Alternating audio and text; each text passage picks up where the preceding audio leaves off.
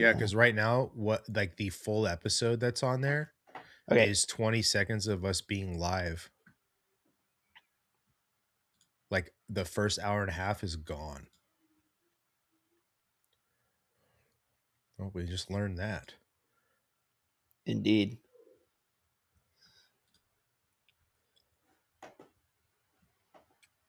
Yeah, now the live chat is gone. The studio says we're live again, but I don't see. Let me hit the refresh button. Hold on. Right now, give it a minute or two. Leave it up. Yeah, I'll see what happens. It's still that 20 seconds where we went live. That's so weird. Yeah. I hate that first hour and a half got erased. I had no idea it would do that. That sucks.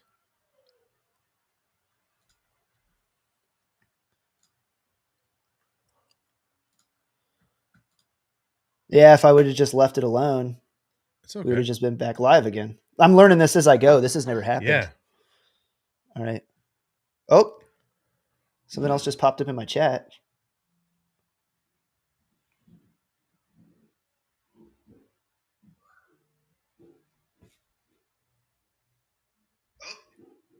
Something else just popped up in my chat.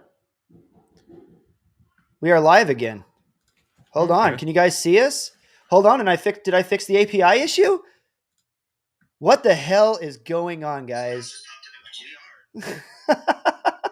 What the hell? Yeah, we're live again. Ermagerd! Okay. Well, what's Let us up, know friends? if you guys can, let us know if you can hear us and see us, guys. Weirdest thing ever. I can't tell. No, it looks like they're... I don't think it is live, dude. It's live on my phone. KV says 5x5. Hangnail says fine. Comments are flowing again. Okay. Holy Rumble is crap. only when I'm on the desktop, and it's only showing 2 minutes and 8 seconds. That's well, we've been live for 2 minutes 29 seconds according to the EVMux counter. So I guess it just picked back up when the stream started again, and we're back. Yeah, let's see. Thanks for everybody. Thanks for everybody that stuck that out. Yeah. Oh man, we're gonna have to delete the old stream because now it's just 22 seconds of that random live. That whole hour and a half is gone. Sorry, folks. Well, those of you who were actually here got all of it, and those of you that stuck it out, that stuck by us, man, that was insane. Yeah, that was probably the worst Rumble issues we've ever had, to be honest. Wow. Yeah. Okay. Well, it makes me miss the days of musical screens, dude. Yeah. Well, okay. Well, I will ask you the question that I was trying to ask before Rumble went all fucking retard mode on us. What? Exactly. Sorry. That's getting ready to be me, dude. I'm doing my VA exams next week. Go ahead. No, essentially, like with these any lawsuits that come out of this, the argument is going to be the constitutionality of what the government is trying to do. Right. And I think that they will make a case that this like patchwork framework that they're trying to prevent gets in the way of national security. Yes. And even the Constitution accounts for if an amendment to it or the Constitution now stands in the way of freedom or national security, it has to be amended or changed, right? And I think that's the argument that they're going to make, essentially, is that this not happening is a national security threat, and that the states can't get in the way of the survivability of the country as far as a major threat like artificial intelligence and artificial intelligence hegemony goes. I think that's what they're going to say. And I think that they do have an argument, right? That's not up to us to decide that, essentially. My thing is, and I don't know how much you guys heard before, is that first and foremost, Congress is the one that should act on this. It shouldn't be an executive order. And this is, like you said before, Trump's preemptive strike on getting this established. But Right. the Congress needs to establish a floor for a national framework for AI sovereignty, regulatory compliance, all this stuff, cybersecurity, and let the states build on that floor, and they cannot go below it rather than establishing a ceiling. Then I think that that would be a good middle road to go down to keep the states having some autonomy in this decision. But that there is a regulatory federalized standard that cannot be below, right? That would be Yeah. my thing on this. No, I do agree with you. Let's set a floor for it, and like let's make a baseline. And this is like Mhm. what the expectation is. But as far as saying like, hey, states, you can and cannot do this, man. It's Mhm. just we're dealing with some legalities, and it's an AI. We're in a place in human history that we've never been before, dealing with things that the founding fathers couldn't have even fathomed in their wildest imaginations. So you got to Mhm. give it Oh a, yeah. but you do have to give them credit for the fact that they gave us a malleable, living, and breathing document that can grow Mhm. with us as we grow as a society. The idea is the government is it's yours now. We built it for you. Here's the platform. It's yours now, right? Benjamin Yeah. Franklin, a republic, madam. If you can keep You it, can and keep now it. the onus is now on us. So Right. this is a thing that's going to have to require, I mean, just and not just legal minds, but philosophical minds, ethical minds, digital minds that need to go into this thing and figure out like Well, the you were correct way talking forward. before about the commissioning of those five guys. And Yeah, that dude, like that's as close to military civil fusion as yeah, we're going to get for the moment. You know, yeah, the this is effectually the same sort of thing FDR did during World War II. You know, we give the example all the time of Big Bill Knudsen going hmm, around and standardizing and using all of these American industries and factories and what they were already doing and creating a framework where they could still support the war industry without changing anything they were already doing right, other than what they're producing, right? They didn't have to yeah, get new equipment. They didn't have to do anything like that. Like he standardized this practice. And so there again, right? Like we've talked about earlier, I talked about the Monroe Doctrine with the Roosevelt corollary. Like there is a historical precedent for this that already exists at a time of crisis, right? And I'm not calling AI a crisis the way that like World War II and the industrialization of the United States is. But what I am saying is like the integration of these minds and these people into the US military to fix problems. I mean, for fuck's sake, I hope that the final form of this isn't Gemini. That's ridiculous. You know, I there needs agree. to be some sort of proprietary DOW AI Yeah, that exists. yeah, Like it sure as fuck should not be Google. It sure as fuck should not be Microsoft. Like obviously, whatever they do stack wise for the LLM that they're going to give the military, it's going to come from these private companies. It yeah. just is. They're light years beyond the military But capability to produce it. exactly, you can't just hand the US government or the US military Gemini and be like, go. Like I've given so many examples over the course of this show of the United States getting fucking itself over by purchasing shit or using software that is basically a backdoor for the Chinese, or Microsoft is now selling China. all of this data to China or Russia or whatever, Google, right? It's just this is stupid. Like the way that it's been going about. So like again, I don't like the states being told they have no choice. And you know, the attempt to tell them they have no choice. But Trump has a point, Yeah, and it's not something that just Trump pulled out of his ass. Like this is reality. Right. I do want to go back and address, because I talked about it with Tom on Wednesday, and a lot of the guys are saying like, oh, this is bullshit. It's like these guys didn't have to go through basic training. They didn't have to go through any of the military training and blah, blah, blah, blah, blah. And then like they're already O5s, which takes most people like 20 years to make. And I do want to make a point on all of that. I think that's a little bit myopic, right? In the sense that what were they sworn into the military to do? Yeah. Like they were obviously poached, because it's like you can't take a military officer who's trained at West Point, spends 20 years in the military, becomes a lieutenant colonel, and be like, now I want you to go over here and train with Microsoft and become the world's foremost leader in developing artificial intelligence. It doesn't work. It just doesn't work that way. So The I do military's been see it. doing that for a while, and you're right.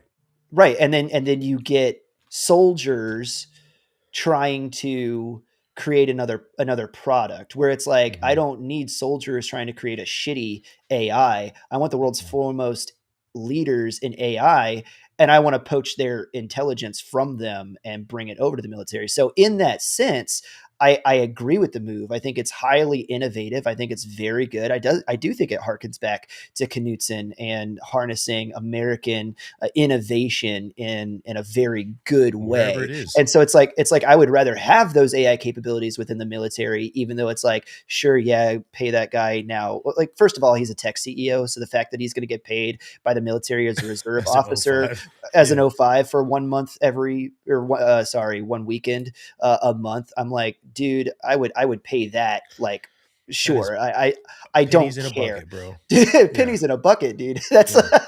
those are drops in the ocean for what the Yeah. federal budget is. So Mhm. I really don't care. I'd rather have that capability. And I do want to Yeah. go on record as saying that I think that's smart. I think all the dudes Yeah. just We like, said that the last time we did. yeah, Yeah. I think all the dudes bitching about them not having to go through basic training. It's like, bro, they're not here to be a soldier. No. They're here to be a tech leader and Well, to enhance our capability. this is a difference. Like the other examples here, right, would be like the band and then doctors, right? If you're Right. going into the specific service branch band, like the Air Force band, they go through basic training and then they come in, and most of them come in as like E5s and E6s, and some maybe higher than that. And it depends on how long they've been a professional musician. But the Right. reason is because they have to, they're basically saying, look, we're paying you at what it is you'd be making on the outside at your skill level. You Right. can't have somebody come in who's a professional musician because the Air Force band means so much to the Air Force and pay them as a fucking airman first class. Like that's just Right. not what no one would go into no one would go into the service and tell them you well, I would like you to drop your career as a musician, go through basic training, and then come in and make $800 a month. Like, Right. no, nobody's gonna fucking do that. The same with medical doctors. Yes. Medical doctor, if you are a MD and you commission in the US military, you're not going, like, you will go through OCS, officer candidate school, or in the Air Force is OTS, officer training school, but you're Mm. not going to basic training like OTS. OCS is not fucking basic training. There are like elements of it where you learn how to march and all this shit. But medical doctors going into the military, they're not there to fucking lead troops. They are there to be medical doctors and surgeons and all these other things that they're coming Yeah. into, because that you are basically paying them for their expertise. And a lot of those guys come in as majors and lieutenant colonels Uh, because it matches the pay that they're getting when that they could be getting on the outside. That's it. Yeah, I do believe in the United States Army, if you go through uh, medical school and then go through the OCS route, like you said, they commission them as captains, like right off the Do get they? go. Like you are The Air Force automatically a will pay you. captain.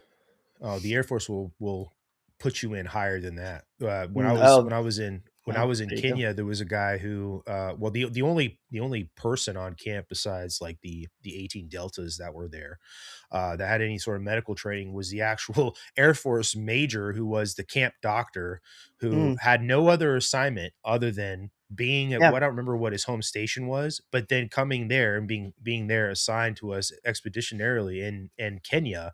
And it was his first assignment, and he'd been in less than like a year and was a major. Do you know if It he was had any hilarious. other medical expertise under his belt? Was he a trained surgeon or anything like that, or had a specialty? Because a lot Yeah, of his times, specialty, if you go get a it was specialty, you get more he rank. was Yeah, a cardiologist. there you go. Yeah.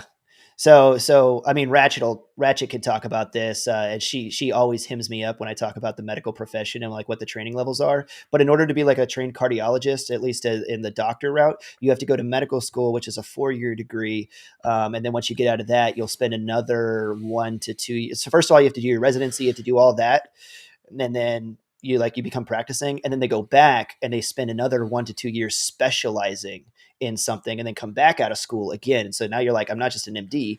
Now I specialize in cardiology as an MD. And then if you're a surgeon, then it's even more specialization that you have to do. And it's insane. Well, that's the only point I'm trying to make, is that these guys come in, and the reason why they don't go through the same fucking channels that everybody else does is because why you have to incentivize being a medical doctor and coming into the military and take a pay cut essentially and deal with all the bullshit that the military is going to put you through. That's why.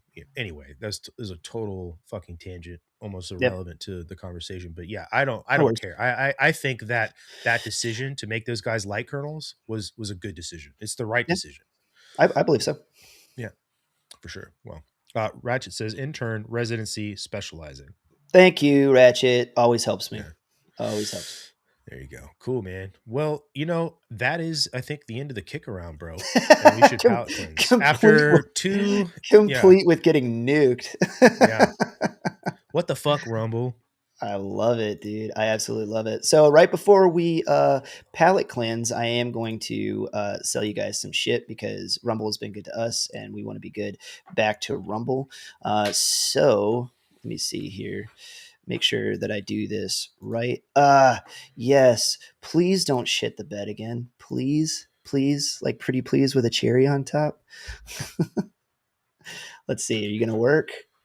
This is what happened to me 2 weeks ago, dude, which is why eventually I stopped trying, because it wouldn't play. It wouldn't show the stuff. Yeah. So let's see if this one. Oh, there it is. All right. Who wants a mustache ride? Oh, I do. So anyway, you've probably noticed Rumble is growing fast. I'm gonna plug Rumble. I do. Rumble is Rumble. We love you, and we just want you to be better. Please understand. So you guys have probably noticed that Rumble is growing fast, and it's not slowing down. They're building a real alternative to big tech that puts creators first and actually protects free speech. And now there's Rumble Premium, an easy way to upgrade your experience. With Premium, you get ad-free viewing across the platform, no pre-rolls, no interruptions, just the content that you came for. Plus, Premium members unlock exclusive content like bonus videos, behind-the-scenes drops, and more from your favorite creators. Right now, Rumble is offering $10 off an annual subscription. Just go to rumble.com/premium and use the promo code STUDIO at checkout. That's rumble.com/premium, promo code STUDIO. No ads, more freedom and content you actually care about. That is the deal. Thank you, Rumble. Thank you to all of you guys. And I promise you, I will not read any dick pill commercials tonight. That is my that is my solemn shame. That is my solemn pledge, Chris, to you guys. All right, let's come up for just a little bit of it's don't be a dick, not don't take a dick pill. Right. Well, see, I never said don't take a dick pill. What do we got in here? Oh my word, there's so much running around. Let's just we're just gonna choose one. We're just gonna choose one and see where this goes. Check this one out, guys.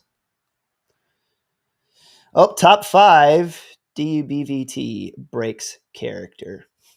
There. Okay, I can do that. Customer shaver cougar, please meet. My last name's Snuts. Rubber D Snut, can you meet the party at the fitting room? Rubber D Snut, can you meet the party at the fitting room? What's his last name? Doe. Doe? Yeah. Dildo. Come on now. Jack me off. No, I'm just kidding. His name's Diddy, for real though. Diddy? No, Diddy. Diddy? Yeah, just tell him his party's waiting up front. Jack me off. What do you think I am, stupid? Hi, could you please page the customer meet his party in women's shoes? What do you think? I'm stupid? Proceeds to His last page name is P. Diddy. Owners. First name is Gabe. Attention customers, meet your party. Gabe Owners. Gabe Owners. Bro, how you gonna do Santa Claus like that, dude? I just choked. Gay boners, bro. I love Gabe that one. Owners. Got him. Perfect. Chris, from now on, we demand you only recommend products that you use yourself. All right. Yeah. Now tell us about those dick pills again. Word. All right. Word. Just saying. All right. Well, with that, I guess it's time to go ahead and move on, dude. Let's do it. It's I don't even know if we don't have a stinger to move into the meat and potatoes. Okay. Let's just do it. We've already moved, so let's go, man. So this has been a really interesting story. I don't know if you guys out there follow college sports, but Sharon, what's the guy's name? Sharon. I want to make sure that I get it right here. My Sharona. Make sure I got Moore. Thank you, Sharon Moore, please. Anyway, so the Michigan head coach was recently fired. He coached there for 2 seasons. He's had a real lackluster time there. And any of you guys that know anything about college sports, Michigan is like one of the premier college. The premier college programs. And I do believe that he was making $5.5 million a year or something like that while he was there. But anyway, if you guys have been following the story, he had there was accusations of impropriety within his staff. Somebody accused him of having an inappropriate relationship with a younger staffer, a female. And when Michigan, and by the way, if you guys go back, Drew and Tom from This Is My Show, Drew Berquist, he did a fantastic breakdown on this on his episode earlier in the week. If you guys want to go back, and he's way more of a college sports aficionado. If you want to get like the whole deep dive into this, and he's also got a lot of like friends kind of in and around the industry, so he had some takes on it and some inside baseball, or I guess football in this case, which was very interesting to hear about. But anyway, yeah, so he was accused of having an inappropriate relationship with a staffer. Michigan, the board initially, I guess, investigated it, but both him and the staffer denied the allegations totally. So Michigan was like, well, there's not a lot here that we can do with it. So things just kind of rolled on. Then Michigan lost to Ohio State. And then shortly after that, he was summarily fired, just like boom, like they just axed him. Well, he went on a little bit of a tirade after that, a spin out as it were. And daggone if it wasn't a spin out for the ages, and was actually kind of hard to watch. This is the type of stuff that you typically associate with like veterans spinning out when they go down. And I haven't seen one this bad in a long time. But anyway, his arraignment was today because he was arrested just a few days after being fired. And I'm going to play this video for you guys so you can see some footage from his arraignment and what he's being accused of. This is pretty wild. Had an intimate relationship for a number of years. And that audio is not on us, guys. That's on the courtroom audio. So you just have to turn it up or something. On Monday morning early, that there continued to be defendant making numerous phone calls and sending numerous texts from that time moving forward that she did not answer, did not respond to, and did not want. That eventually she presented herself to the University of Michigan, cooperated in some form of investigation there. As we all now know, defendant was at some point on Wednesday afternoon fired from his employment. He then, at some point soon thereafter, came to her apartment in the address that is alleged in the complaint, barged his way into that apartment, immediately then proceeded to a kitchen drawer, grabbed several butter knives and a pair of kitchen scissors, and began to threaten his own life. I'm going to kill myself. I'm going to make you watch. My blood is on your hands. You ruined my life. And a series of very, very threatening, intimidating, terrifying, quite frankly, statements and behaviors there in that apartment. It was only then, Your Honor, when the victim, she called her attorney and then at some point indicated she was going to call the police, and then he left. And so, Your Honor, while I understand that there isn't evidence to suggest suggest that he directly threatened the victim with any of those implements that I've indicated. The totality of the behavior is highly threatening and highly intimidating. She was terrorized. And then there was also on top of that, fucking whirlwind, bro. Well, I guess before he went and did that, he was also threatening to kill himself at his house, like before he stormed out. So, I mean, almost certainly this is the type of behavior that you would see under the influence of drugs and alcohol of some type, you know? Yeah. Go ahead. Well, I was going to say, man, I've seen crash outs like this in security forces when I was still active duty.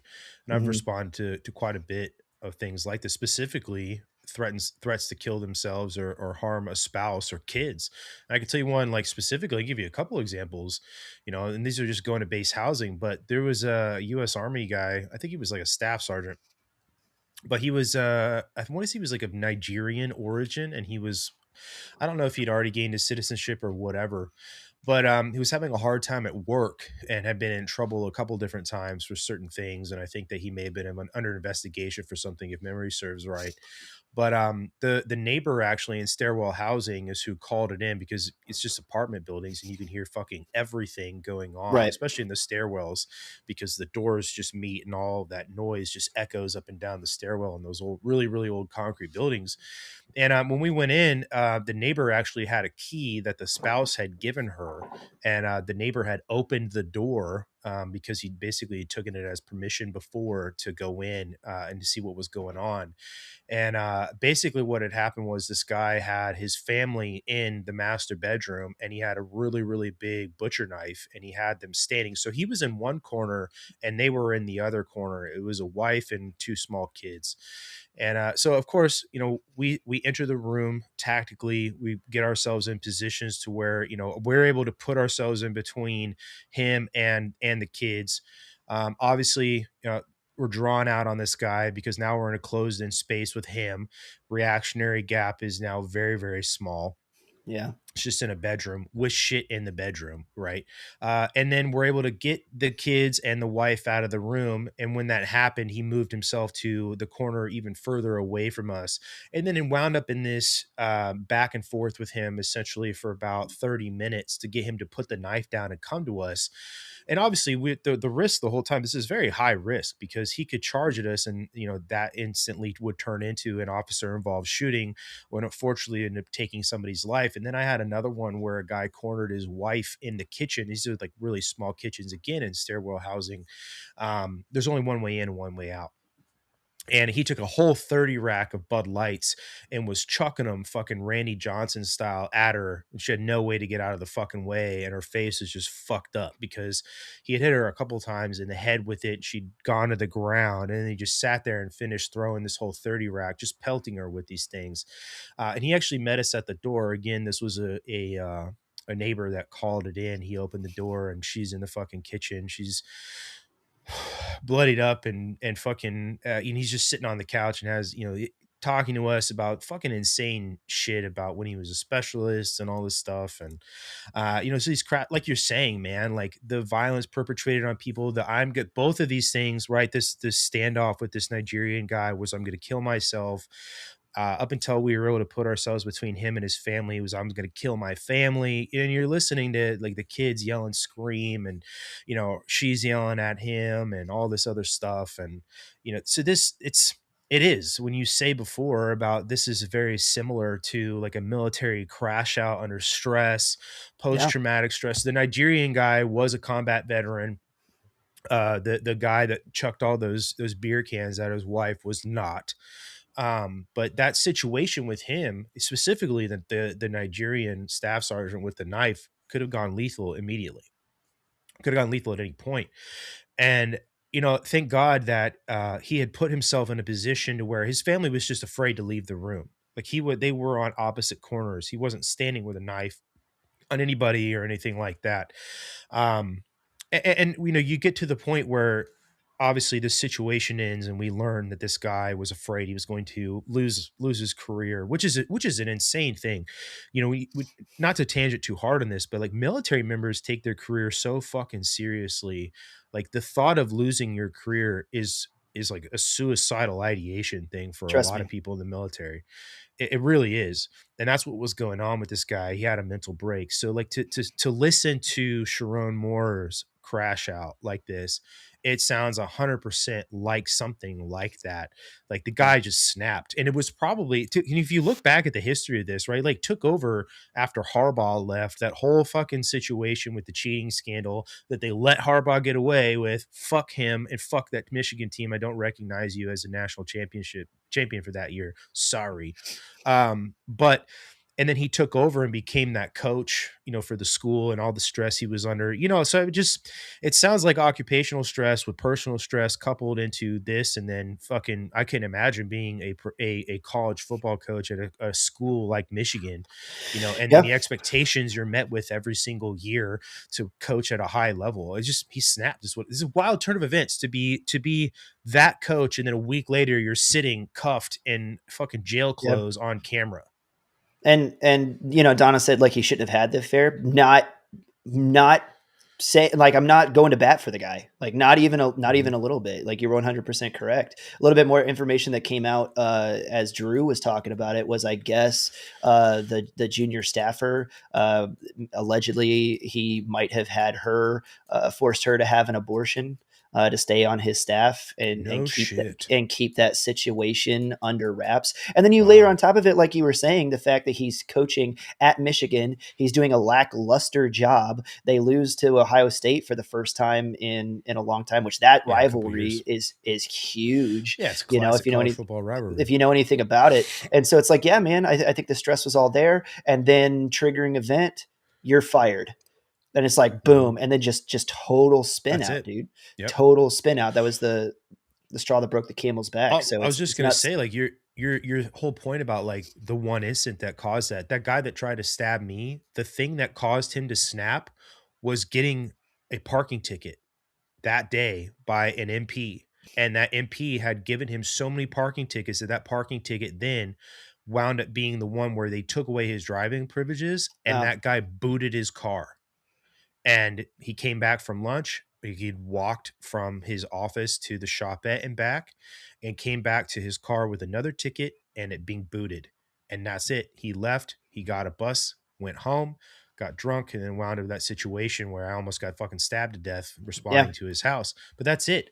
That one instance of his car getting ticketed and booted put him in that position where he went home and got so belligerently drunk he tried to hang himself and then wound up trying to stab me.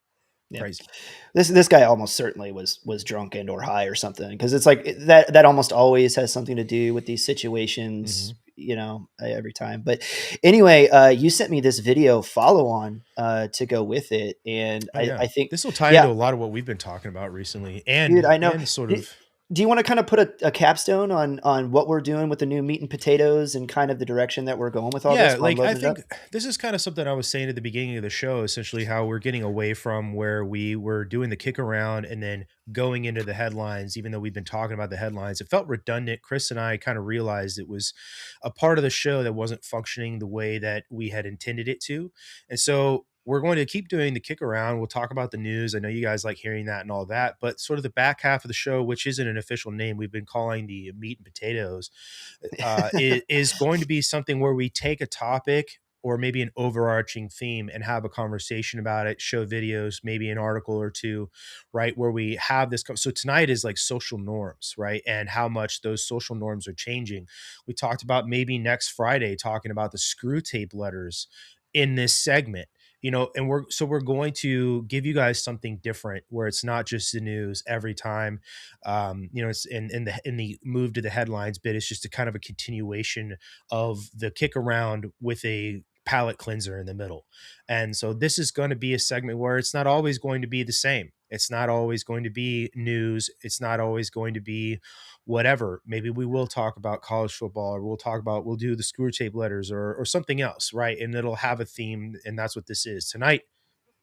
Talking about cultural norms in the United States and way they've changed and gotten away from sort of the traditional values that the United States has had.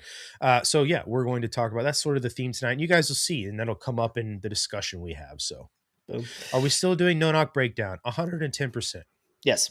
Has not left. Laura So anyway, Gray says they are reading the Screw Tape Letters right now. Great book. well, there you go. Fantastic book. So anyway, yeah. So you sent me on that whole social norms thing. I think that this announcer does a pretty good job, and his analysis on this situation is pretty spot on. And I'm glad that you sent this over. I think from the Sharon Moore point of view, you have to look at his failures as well. He failed, if these things are true, he failed his family. Yep. He failed the young men he was in charge of leading and coaching. And he also failed a community of coaches who would love to follow him to get an opportunity to coach at a historically great university like a Michigan, to be amongst the names of the Yost and the Schembechlers and the Lloyd Carrs. That was the opportunity that he had that he failed at. And we also have to think about this young lady who was a subordinate and what these accusations or what these actions will do to her for the rest of her life. And so now if you're Sharon Moore, who was the first African-American head coach at the University of Michigan, there's also a community of coaches that would love to follow in your footsteps that will be partly judged because of your actions. He does have to own that. He does have to, at some point, acknowledge that. He has to be held accountable for that, whether these things are true and someone was after him or not. And so if you're Michigan, you're truly coming from two head coaches in a row, in Jim Harbaugh and also Sharon Moore, that has let the university down in some way. It is not the level of excellence that we expect from that position that has a responsibility.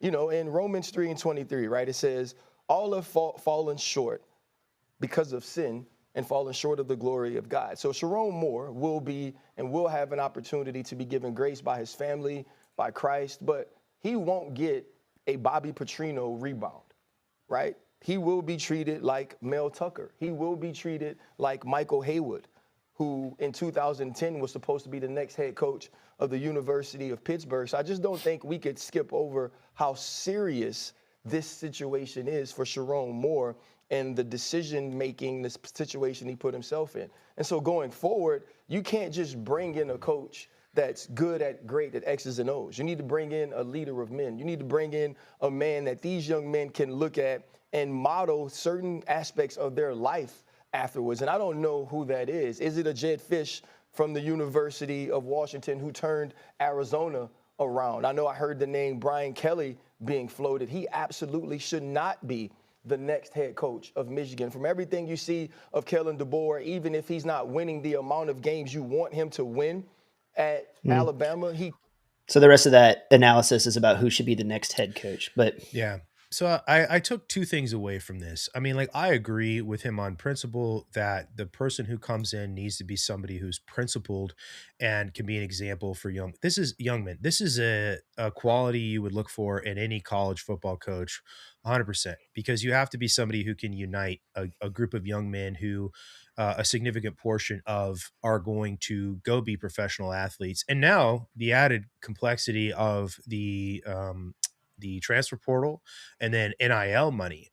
And that's something that Saban was talking about when he retired, was there's already coaching a bunch of 18 to 22 year olds. It's even harder to coach a bunch of 18 to 22 year old millionaires because of the NIL money. But the one thing I didn't like that he said was he implied essentially that Sharon Moore being a black coach is now setting a precedent for other black coaches. And to me, I think that's a little ridiculous, because this concept of coaches fucking around with subordinates or students is not native to black coaches in any way, shape, or form. Every major program has had issues like this. I mean, fuck, the defensive coordinator that Florida State had in 2013, his name is escaping me right now, was nailing a bunch of the cheerleaders and got fired the year after they won a national championship because of that. Right. There was that coach up underneath Joe Paterno, which turned into a huge scandal. Oh, are you talking about Jerry Sandusky? That was a kid. Yeah, that was a pedo thing. Yeah, which is way worse and different. I'm talking about like coaches dipping in some strange because they're at schools with young, Sure. Co-eds. impressionable women, right? And this is something that I mean, like, look at Lane Kiffin right now. Like, when he left Ole Miss, all these chicks went online and posted screenshots of Snapchat or iMessage or whatever of him macking on him. Like, that's just I'm not making a defense for that behavior. Right. I'm just saying that it's not native to black coaches that this happens. And if you want to point out that he was a black coach, fine. But there are other examples of successful black coaches. Look at Mike Tomlin in Pittsburgh, right? Like, Right. an extremely successful black football coach. What's Dennis Green, the coach for the Minnesota Vikings for a very long time, very successful black coach. And this stance, essentially, it constantly comes from the minority community who sort of collectivizes themselves in this way and then ascribes group guilt to themselves because one person did something. And that's stupid. You're all individuals. Everybody is an individual. And I hate when there's this unnecessary element of race that gets brought into it and assuming that he's going to be judged harder because of his color. Like, if he was just nailing a co-ed, there's 100 fucking examples over here of that, and these coaches get fired and they want, like, you're a head coach, you're Hugh Frost, right? And Ole Miss, you get fired, you come back, you're a coordinator for a while, and then you come back as a head coach somewhere else. Like, there's a redemption arc. You talked about Bobby Petrino, right? Louisville. Like, this is an example. It's the violence, the threats of death and suicide, the use of a weapon. Like, that's the problem, not race. So I just hate seeing the stupid collectivism crap like that get brought into something when there was already a crime in the first place. There's no need to add an unnecessary element to try to make some point about how he's setting up other black coaches in the future for failure. Like, that's ridiculous.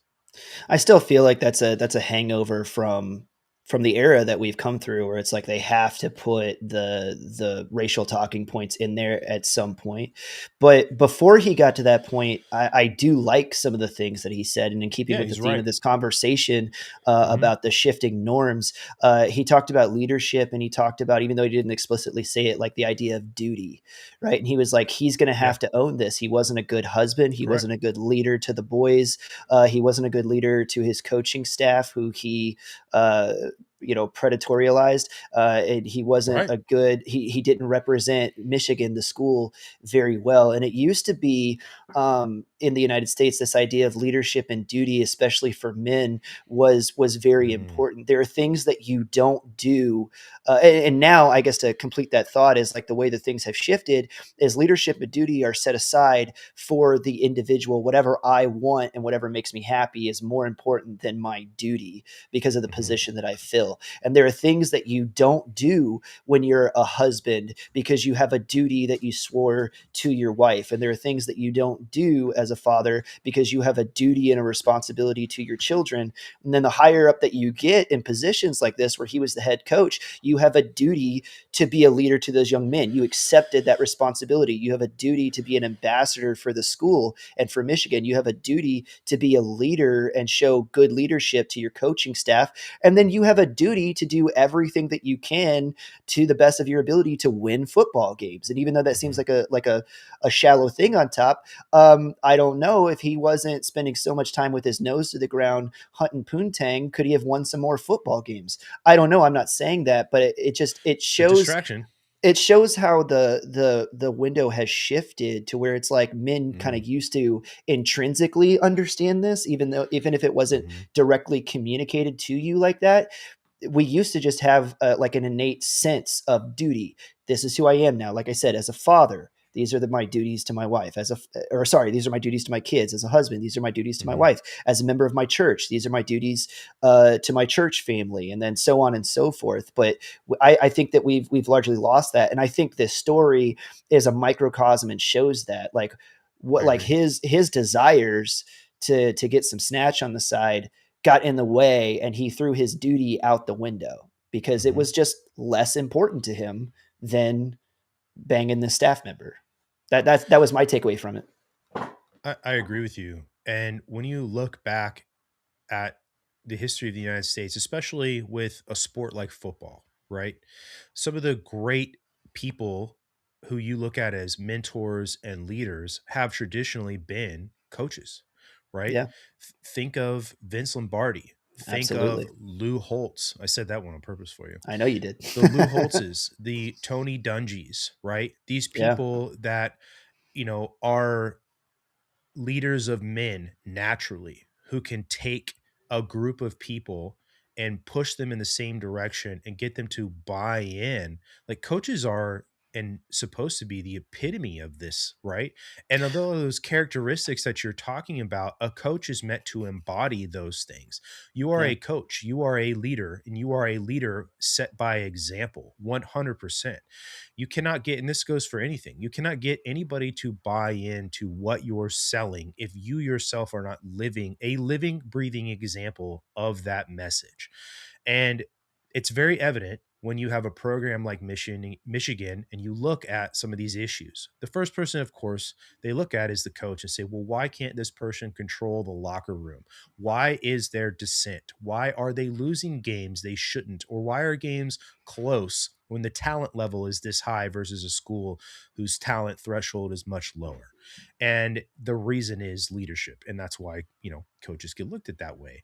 And to your point about this sort of dismissal of responsibility and duty, it is a cultural issue that we have here in the United States. And I think that a lot of it goes into a loss of meaning. I think a lot of it has been the attack on men that's been perpetrated specifically over the last 20 years. So, pretty much our entire adult life, you and I. Uh, and then we're seeing the effects of that, obviously, with Gen Z and Gen Alpha. But the shirking of that responsibility, I think, is rooted in the culture we've created of distraction and entertainment and the prioritization of the um, individual over the shared values of the group. Um, these things you tell people all the time, like, you need to find your happiness, you need to cut this person off, you need to do all these things and put you first, right? And it's almost become this badge of honor to be able to say, well, I'm putting myself first. That's my goal, that's my New Year's resolution, is it's me. I'm putting me first. And there's a difference between guarding yourself from people that are bad for you in your life, right? Like that is something that's important. And that's something that's important too, even as a husband and a father, right? You cut people off in your life who are, a distraction or a bad influence. I did this when I was an airman. I had a bunch of friends who just blew money all the time on alcohol. I stopped hanging out with them because it was a negative influence on me. I didn't cut them off because of their immutable characteristics. I cut them off because they were a bad influence on me. The Bible talks about this too. But it's the prioritization and the selfishness of the individual that America has championed a lot over the past 40 years, probably. And it's rooted, I think, in nihilism, because oh yes, once you reach to the point where nothing matters, how many times have you heard this? Well, we're all going to die in 100 years. Well, in 200 years, nobody's going to remember your name or whatever, as if you have no effect. There's no causal effect that you can have on the future. That's retarded. And when you wind up in a position where you fundamentally believe that nihilism is a badge of honor and a license to put yourself first and a license to do essentially what you want, you've arrived at a place where you can justify just about fucking anything. oh yes, And we have conversations about this all the time where you can justify just about anything. But somebody who puts themselves in the positions that Sharon Moore put himself in, it's, yeah, sure, the crash out is about stress. It's occupational stress. It's relationship stress. It's youth stress, all these other things that are going on in your life. But he got there because of poor decisions. And he got yes, there because he prioritized himself over his family, over his children. And now look, he's in a cell. He's going to go to fucking jail. He's oh going to yeah, have a record. And it's not just the kid, like Ryan Clark sitting there talking about the fucking responsibility of the team. Yeah, he mentioned the family, like he's talking about the young men on the team. What about the kids that see their father as an example, right? And see the mistakes here? Like, yeah, there's a lesson to be learned, but there's a pathway you've created now to show like this is how you wind up in these positions where nihilism is the core fundamental belief you've got going on. And this is an epidemic, I think, in the West as well. And we talk about this ad nauseum too, but it's just, you're right that this is a cultural problem. It's not a problem because there's so much ass running around at a university. This is a fundamental problem the West has with putting selfish interest over the shared values that are supposed to unite people. No, 100%. The only thing that I would add is like, okay, so what now? What? It's like, how do we fight against this? This problem is solved by men holding men accountable. 100%. That's it right there. Yep. If you see your boy start slipping, it's not like, oh, well, he's a big boy, like he's going to do what he's going to do. It's like, no, dude, if he's truly your friend, if you give a shit about this guy, that's a, hey man, can we go have a cup of coffee? Sit down. I know you're not going to want to hear this, but check it out. Like, I got some things I got to say to you. And even if you punch me in the face and tell me you never want to talk to me again, like, at least I'm showing you that I give a shit enough to say something to you.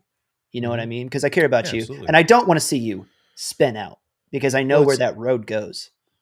That's like the point that you make sometimes about the difference between when people like to throw it in Christians' faces about loving your neighbor. And there's a difference between love and kindness, right? Like you're talking about, like there's a difference between kindness and niceness. Niceness. Yeah. Thank you. Yeah. That's what this is. Like, telling somebody you don't need to change is not doing them a favor. Right. Like you're essentially giving them a baseline to justify their own behavior because now you're an objective third party who's looking at it and giving them the green light. If somebody has a problem, like, it's kind. It's just like, hey man, you got something in your teeth. Like, wouldn't you rather know? Like, yeah, I would rather know.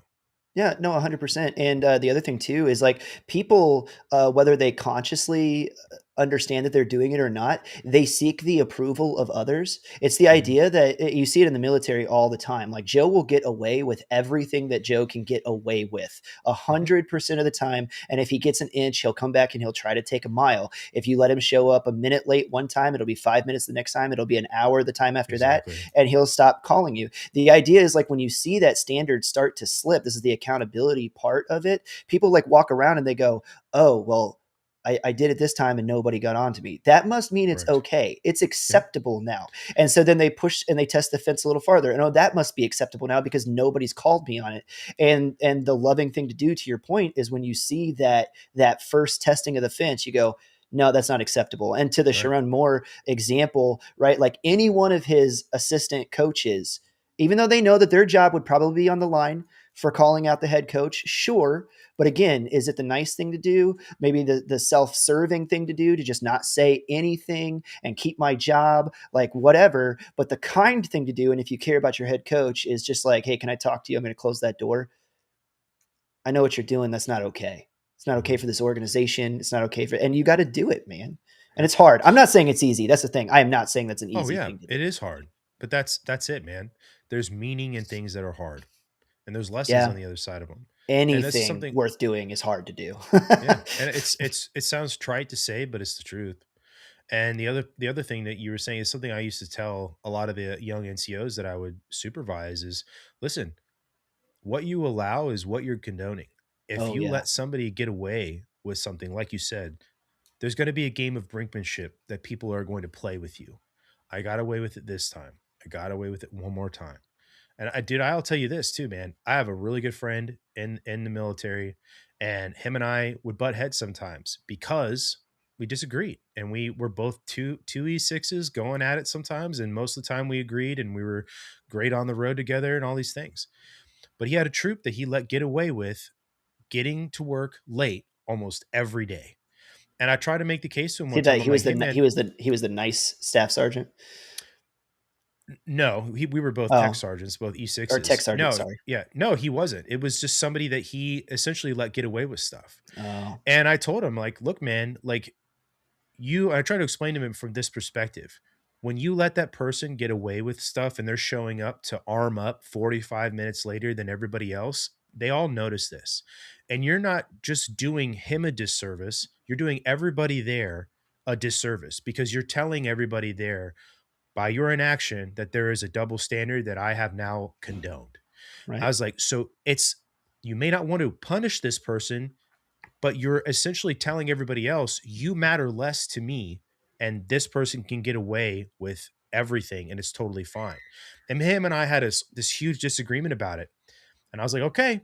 I told him flat out, I was like, if he's late to work tomorrow, I'm writing him up. I'm taking it away from you and I'm fucking doing it. Because at that point, the precedent that he's setting is now bleeding over onto your leadership. Well, because why aren't you doing something about it? Because airmen are seeing this. You're all seeing this is the collective leadership now in our. Yeah. I don't know your company, your flight. I can't remember. Okay, yeah. In your flight, and so now it's saying, oh well, Staff Sergeant so and so. But sorry, Staff Sergeant, you guys are Tech Sergeants. Staff Sergeant is E6 for us. So Tech Sergeant so and so is letting him get away with it, but also Tech Sergeant Brandon is also not doing a damn thing about it. Right. So now your troops are going to start to try to test your leadership. Yeah, because and that's the case I made for him. Is like every airman in the armory, all 60 of them standing around there at the windows pulling guns, see this kid walk in late every fucking day. They know and they see that. They understand that there's a double standard now that's not fair to them.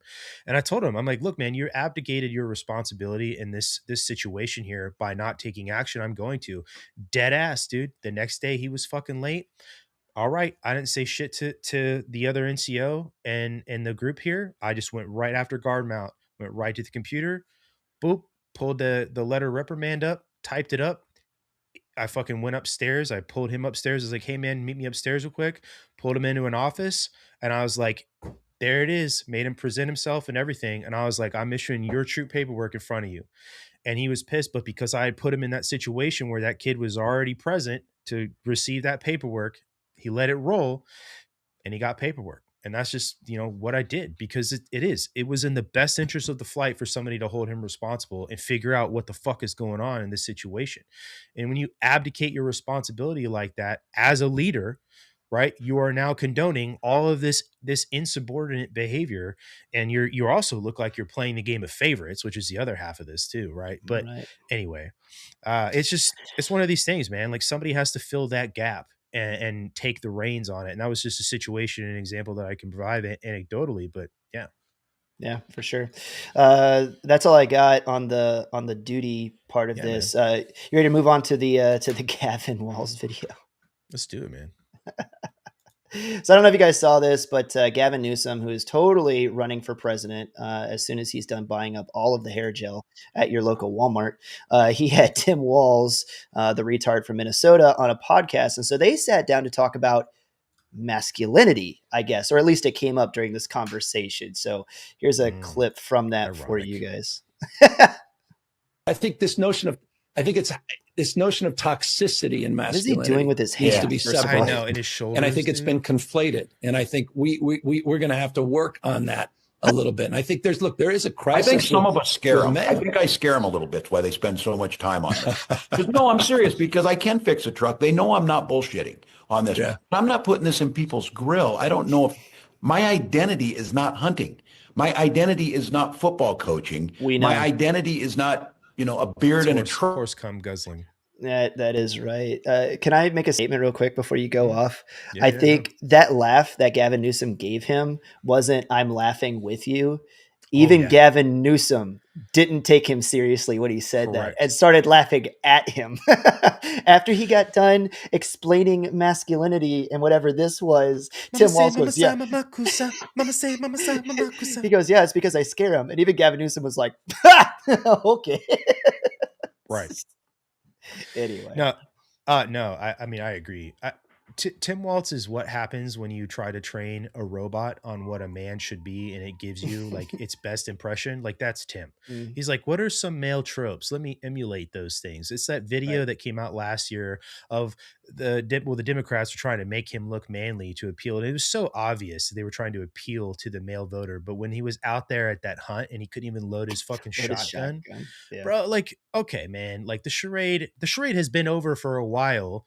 E8 Waltz, you know, but that whole thing, like, no, I'm sorry, right? Like, there is no such thing as is toxic masculinity in the way that they're trying to portray it.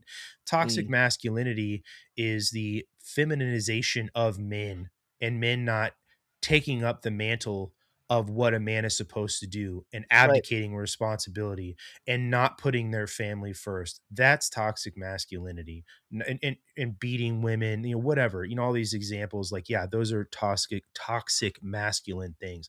But men not behaving like men is what's toxic. No one is afraid of you because you can fix a fucking car, my friend. Like, that has nothing to do with anything.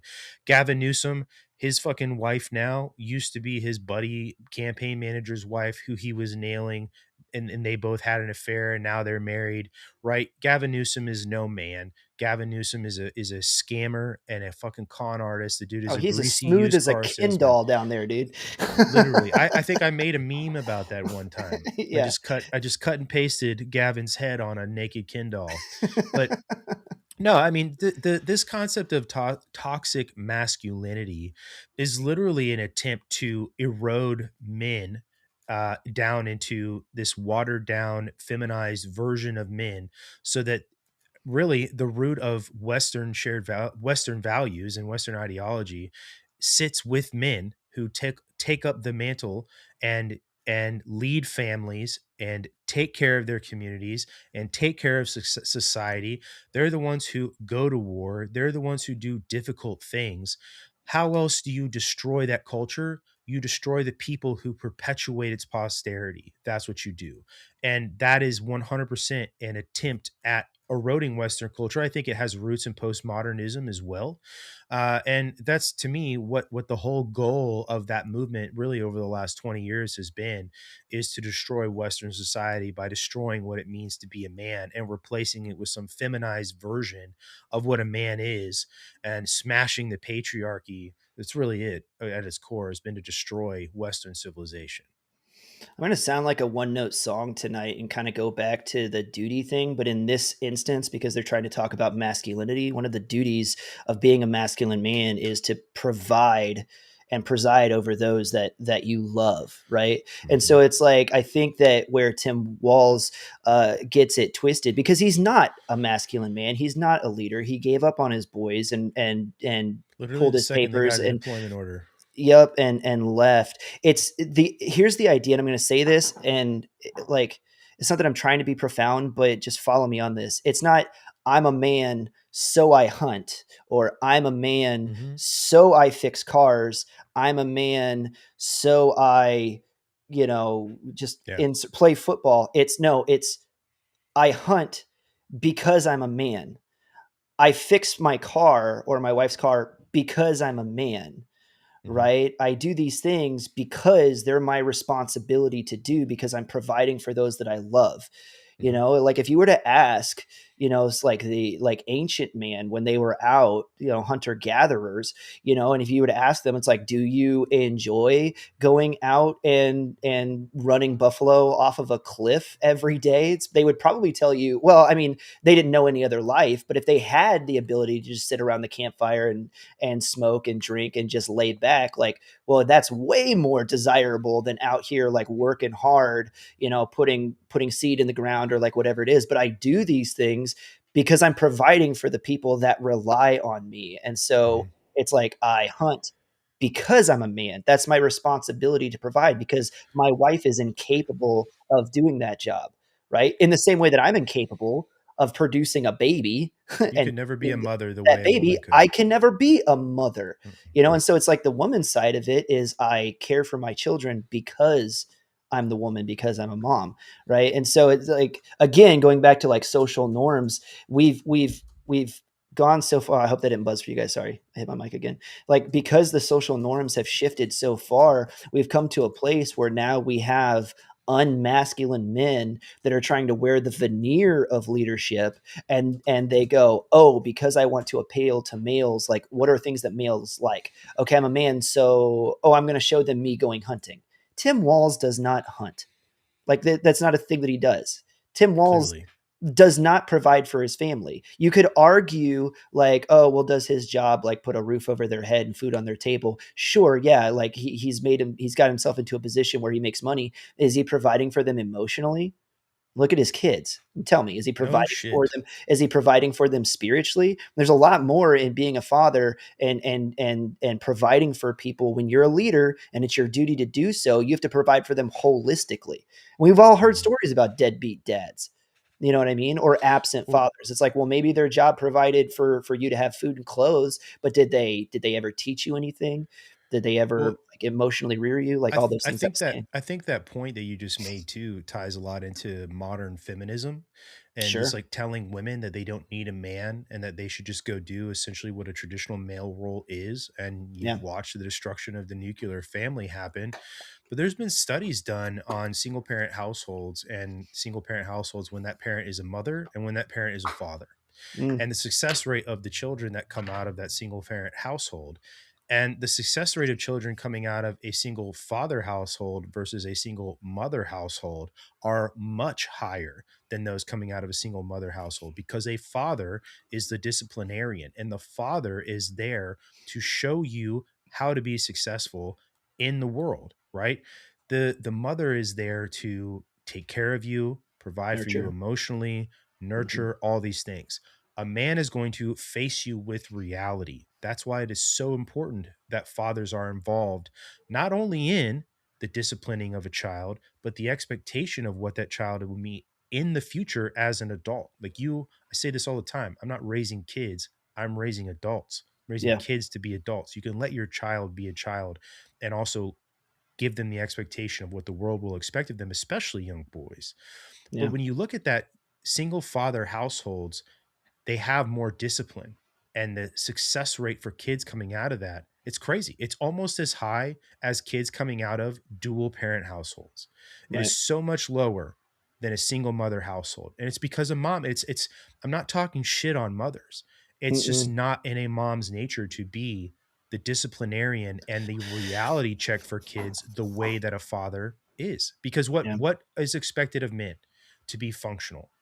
Men are expected to bear a burden, and men are that this is just the way it is. And I don't think that this is a negative thing to say, right? But men are expected to provide, and they are rewarded essentially on what they provide. And that's just the way of the world, and that's the way it is. And that's not saying that men aren't deserving of love, and that men and the love they receive, especially from a spouse, is transactional. It shouldn't be.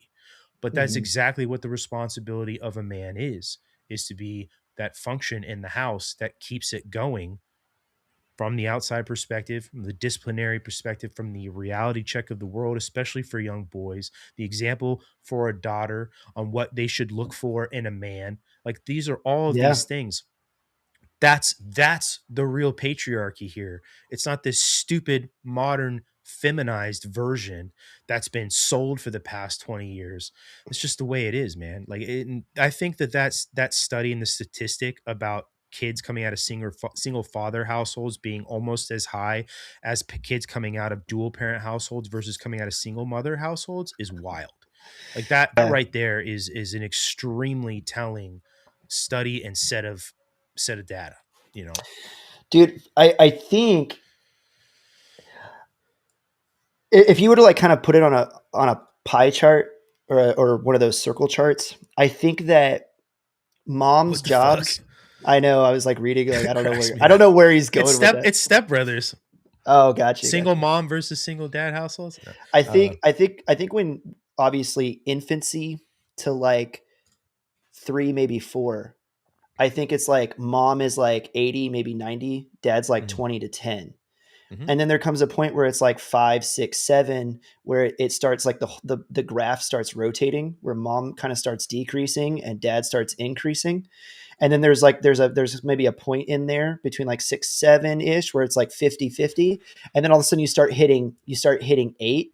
And then it's like, especially with young men, and I'm going to have my experience here with my daughter, which is going to, I'm sure going to just blow, it's totally different, my friend. It's going to be totally different. But I know for a fact with young men, then it's like there's that 50-50 and then 8, 9, 10, and all of a sudden it starts swinging the other way to where eventually you hit like 10, 11, 12. And it's like now dad's 80, 90.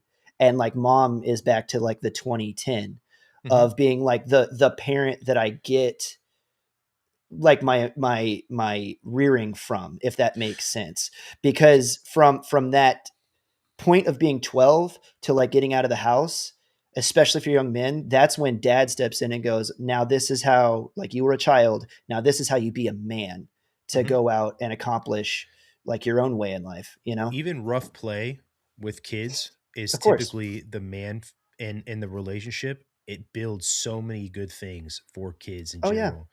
And I wanted to say this too, that young men specifically are going to assert their independence earlier than young girls. And then as they get into being a man, a young man, a teenager, adolescent, right, they're going to start looking outside of the home for examples on that manliness. And I think this is a responsibility not talked about enough, I think.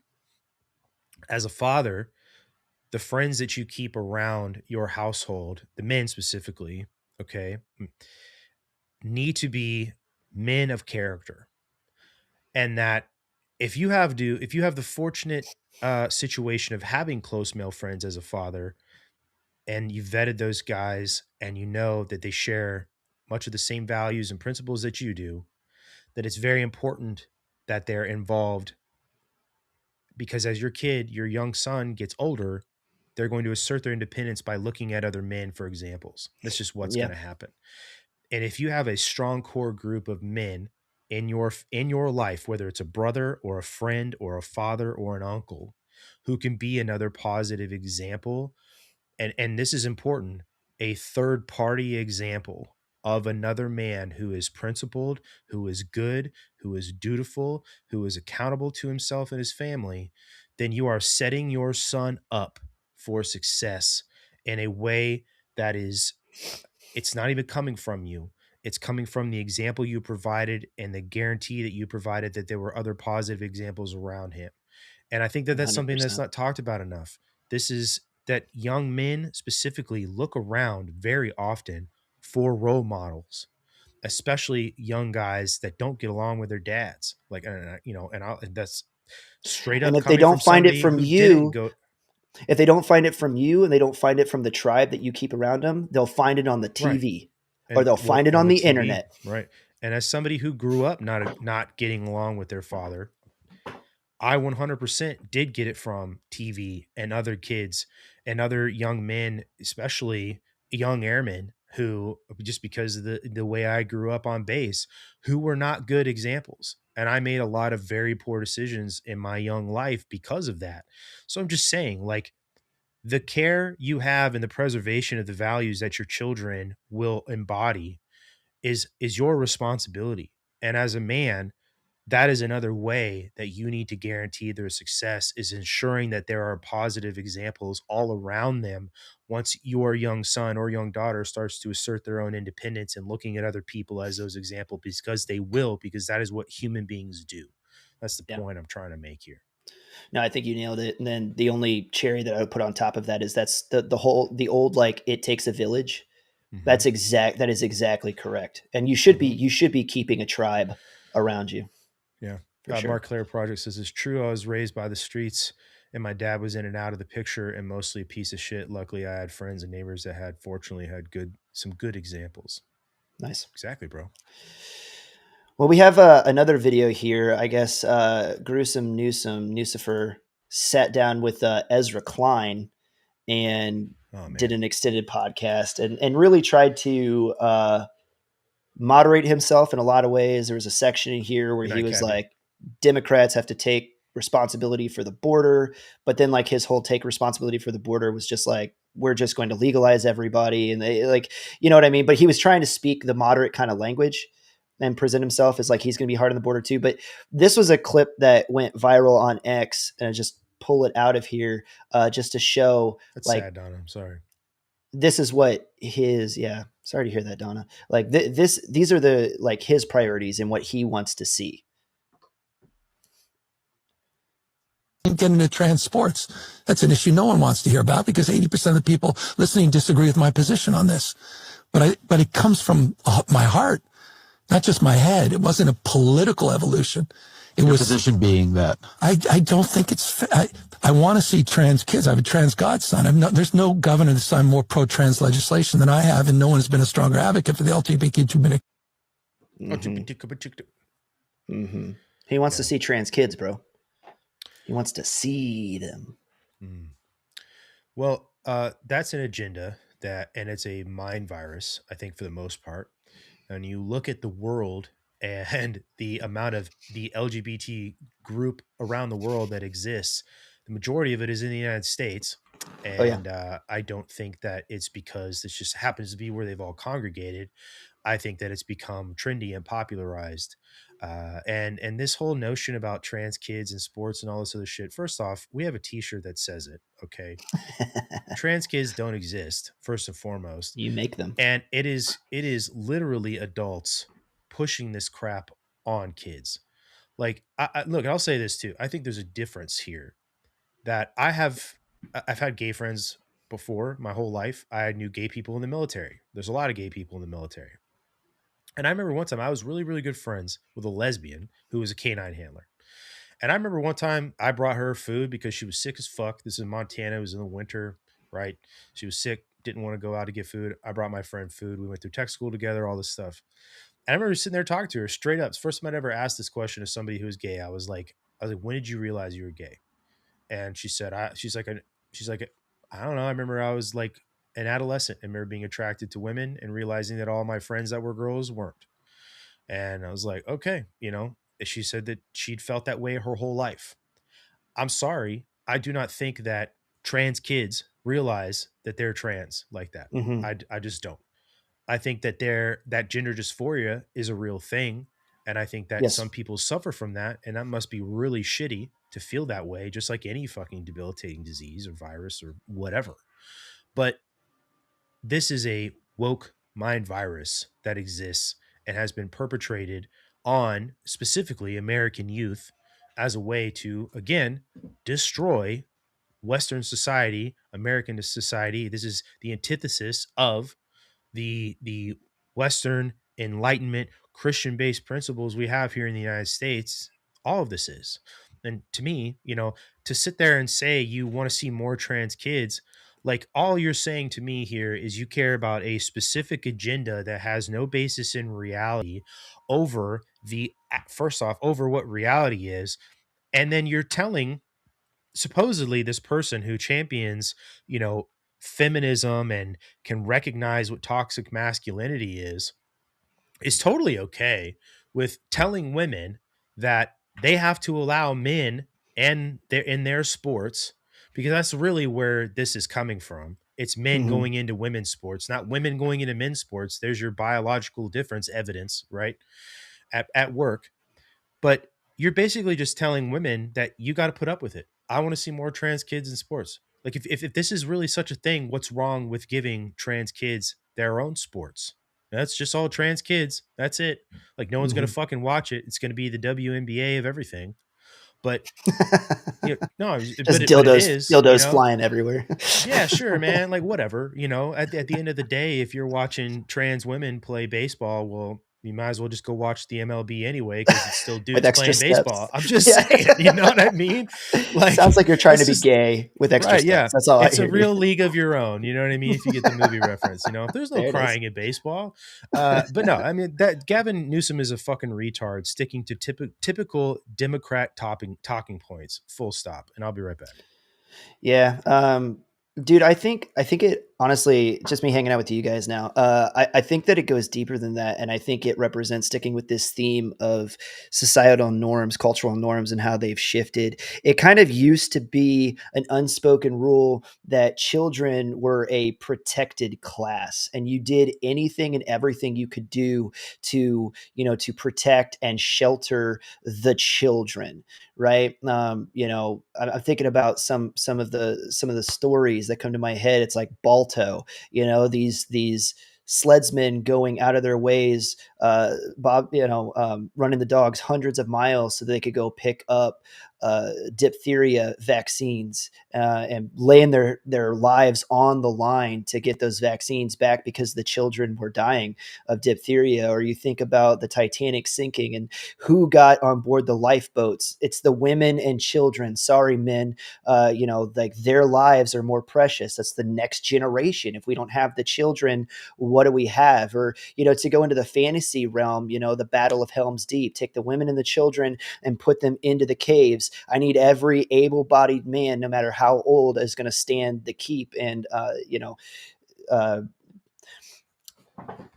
protect the keep, man, from the invading marauders, as it were. And this used to just be an unspoken natural truth. Like we just understood it. But specifically in my life, I remember when this thing got just absolutely turned on its head, and now we're seeing the natural outgrowth of it. And that's when we came through COVID. Like I specifically remember how all of a sudden it was because as soon as the data started coming out, that it was like, well, it's the elderly generation that suffers from COVID more than the younger generation. Kids aren't really being affected by it. Yeah, well, we're going to keep the kids from going to school, lock them in their homes, because it's like we want to protect grandma. We want to protect the elderly teachers. We want to protect, enter whoever you would in there. And the whole thing flipped on its head, and we started sacrificing the well-being of the children because of misguided government policies for the well-being of the elderly generation. Now, I'm not saying that we shouldn't respect our elders, and we shouldn't cherish their experience, and we shouldn't take care of them. Of course not. That's not what I'm saying.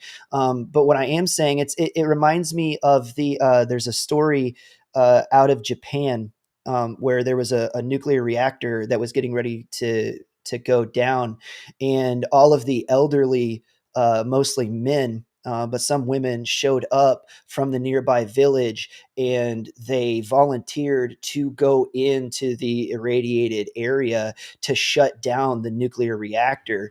And their entire point for doing so was, we're old, we've lived our lives, like we understand that we're going to do this for the children and for the next generation, because they, like we're going to protect them, and it's their world now. We've lived our time. You know what I mean? And that used to be just kind of the natural, everybody understood this, protect the children, right? But in the way that things have shifted, and it really started with abortion, and there's a reason in the beginning that abortion, like you mischaracterized what was happening. No, it's not an actual human being. It's just a fetus. It's just a clump of cells. Any and everything that they could get you to not understand that you were ending the life of a child. And then that was, and I know I'm going slippery slope, but follow me down the slippery slope.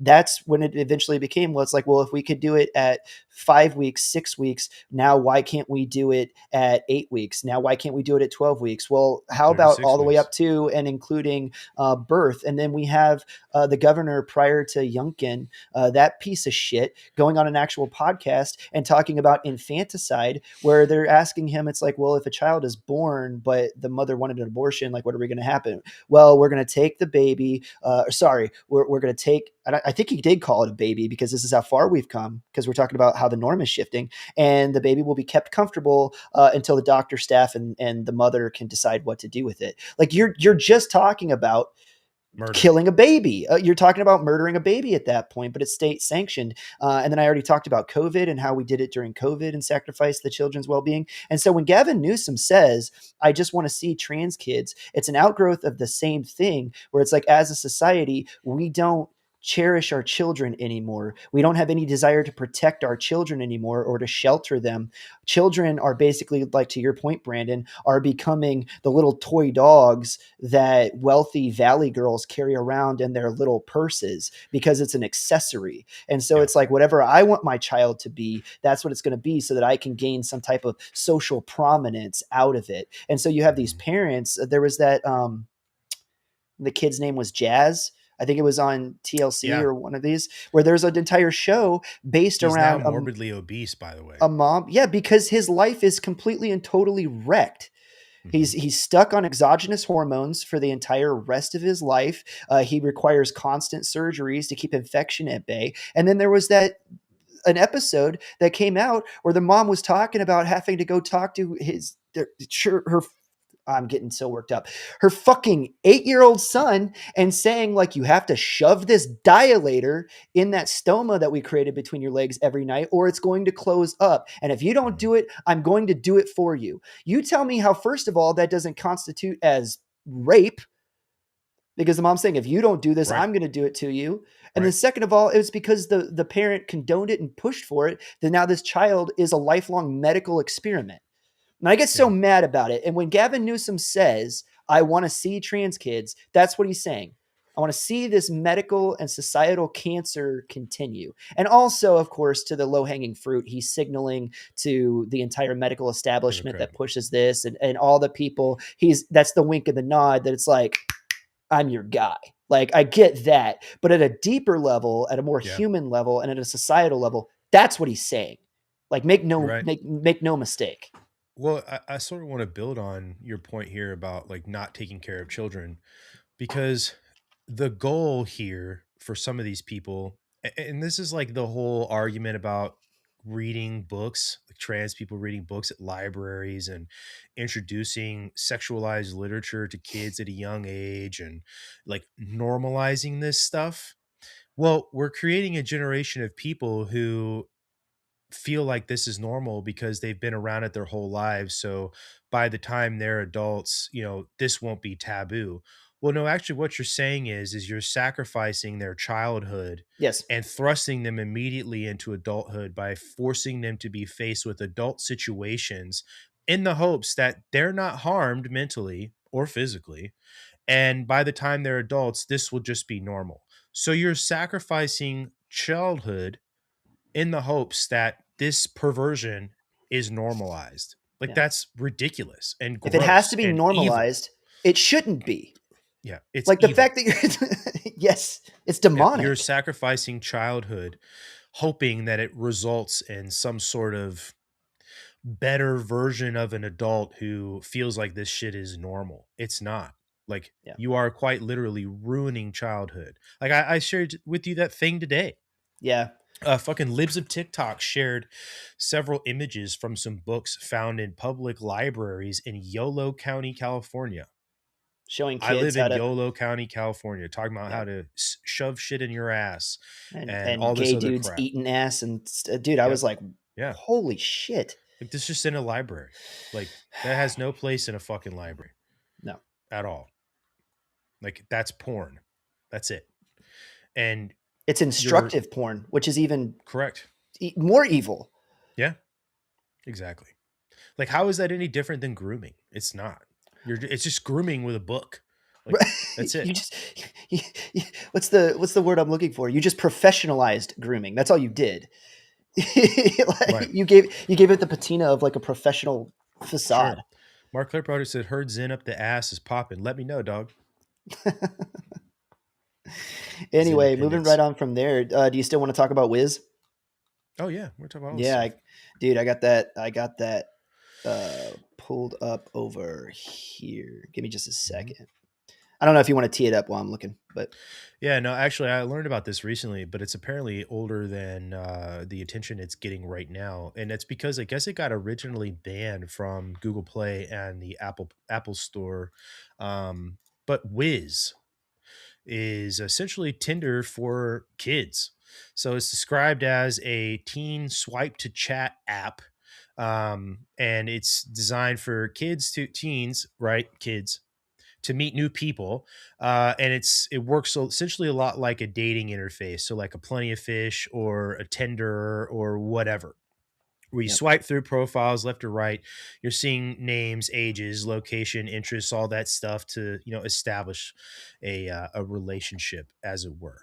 And it came out again in 2019. A French company is who originally came out with it, and then the company who owns it, it's a larger conglomerate called Voodoo, but it listed it on a public site in 2019, and it eventually made its way into app stores and then was removed last year in 2024 because, of course, it was used as a sextortion pathway like everything else. Like Kick was originally made for kids, Roblox is meant for kids, Discord, all of these things. This is getting abused, right? I don't believe you should be designing apps like this for kids in any way, shape, or form, right? Like, there are a bunch of apps out there for kids, and I'm talking about like touch to paint shit for your fucking 6-year-old. Some people who like to raise their kids with a tablet, you know what I mean? But anyway, it was removed in 2024 and it was brought back, and it's now back in these app stores. Shockingly, not shockingly, whatever you want to say it, Voodoo's parent company has taken or Wiz's parent company Voodoo has taken a bunch of money from Goldman Sachs's private equity fund. Okay. Just to throw that out there. Why is everything tied back to private equity? To the tune of $200 million, which is the most it took from a private equity fund in 1 year, was $200 million. So my sort of segue into how this is a cultural norm is very much like the conversation we were just having. It's a perversion of a social norm. Is it used to be normal, like you said, to protect kids. Why on earth you would create another avenue for perverts to reach children is beyond me, because this is literally something designed just for kids. Like, this isn't going on Tinder as a 14-year-old pretending to be an adult and then getting sextorted because you're fucking 14 and don't know how the world works or whatever, or some of these other sites like Roblox or Kick or whatever. Like, this is an app literally designed essentially for dating for fucking kids, which is insane. So and Laura Blades just brought it up, and I asked you guys in the chat about this on Wednesday. Didn't Australia make an age limit for internet or social media apps? Yes, it's 16 essentially is the age now where you have to be. And this is sort of the conversation that you and I can have, Chris, right, about this. The Australian government decided to federalize a law saying that kids could not be on social media up until this age. And like, that's the law. Okay. So they're enforcing a nationwide ban on social media for kids up to the age of 16. Now, I don't like the government acting in loco parentis to parents who should be monitoring their kids. You're not going to convince me that any kid needs a smartphone. Like, if you want to buy one of those like blocked fucking phones that has like 5 numbers in it, it can only receive and transmit calls to those 5 numbers for like familial safety, I'm okay with shit like that. Like, that's totally fine. That's a tool. Why not use it? But anyway, I don't like the idea of the government regulating things like that, but I get why they would. I would rather see, this is where the cultural norm thing comes in, parents make better decisions. What do you think? Should the US government come out with some law that says that you cannot get on social media if you are below the age of 16? What do you think? In a perfect world where the government was working the way that it was supposed to, I would say no. But coming right off the heels of looking at a guy that we know is setting himself up to run for president, who says, I want to see trans kids, I have to deal with the world that I'm in. And so, like, would that be a net good thing in order to force change in the United States? Yes, I do think that it would be. So, like I said, at any other time in history, I would be like, no, I would, and I do want to see the parents step up and do their job and protect their children. But if you're not going to, then, you know, security of its citizens is one of the jobs that the government is supposed to provide. And so I think that this would fall under that purview. And even though I don't necessarily like it, I think something like it is needed, because you look at this app and the way that it was designed, like you said, by global elite types that are using private equity money in order to fund something like this, and it left and then it came back. That you cannot convince me that this was not designed to bring the chickens to the fox. Right. Why else would you make something like this? And so if you have evil people that are going to make things like this for the point, and they wouldn't say it, but I'm saying it because I can see the way that it's designed, in order for them to have access to and prey on children, then yes, the government should step in and do something about that, because that's fucking evil. Yeah. You know, to me, there have been a bunch of studies too about the negative effects that social media has on kids. And there was the lawsuit that Meta got slammed with. I think it might have been prior to Meta, and it was like Instagram that got hit with it, but it's the same fucking smell. It's Mark Zuckerberg. And it was essentially in Snapchat. Yeah, exactly. Laura's saying my sentiment exactly. Mostly libertarian, but in this instance, I'd hold my nose and vote for it. I agree. And Colts Walker, you might not agree with me. I get it. That's just my opinion on this one. There's two. Yeah, there's a you have Butma, you know, you have Butma, you know, my amendments and whatever, and I get that, but it's like real children are being predatorialized. Yeah. Alicia Victoria was a yes on it as well. But there's been a bunch of studies done on how negative social media is for kids, specifically young girls. And one of the things that lawsuit outlined was how Instagram and Snapchat's use of filters, the camera recognized that it was looking at a female and was putting filters over faces and recommending filters that were improving beauty. And they were presented, essentially, Meta was presented and Snapchat was presented with this study essentially that's saying that, hey, this is having a negative psychological effect on kids. And you need to do something about it. And they didn't. And they like compromised with this middle ground of offering the option to turn off how many likes a photo gets, because kids use that as a metric, right? To see, like, to quantify how successful they are on social media or how successful somebody else is on social media. But there's all these studies that have been done about the effects of social media, specifically on children and adults for that matter. So people just cannot separate themselves from reality and what they see online and not understanding. Like, you know, our generation was the first generation that grew up outside and online. And we were sort of, I think we have like a natural barrier a little bit more than the Gen Z and Gen Alpha kids who really grew up with technology constantly in their face. Like the technology that you and I had in our face from the point when we were born wasn't invasive in the way that the internet is. Like obviously like television can be invasive, and that obviously has its own set of issues, but the internet specifically didn't exist until, and for me, right, in my own home. It existed beforehand, but in my home, it didn't exist until I was 13 years old when my parents bought our first computer, and it sat in the fucking living room, right, in front of God and everybody, and anything I did on it was right in front of my parents. And now the internet exists in a compact form in your phone all over the place. You can access it from any point in secret, doing whatever it is, talk to anybody around the world, and open yourself up, you know, to use your fox and hen analogy, you know, chickens and hens cannot fly, but every once in a while one ekes enough wing flap to make it over the fence, and then they're free. But so too are the foxes.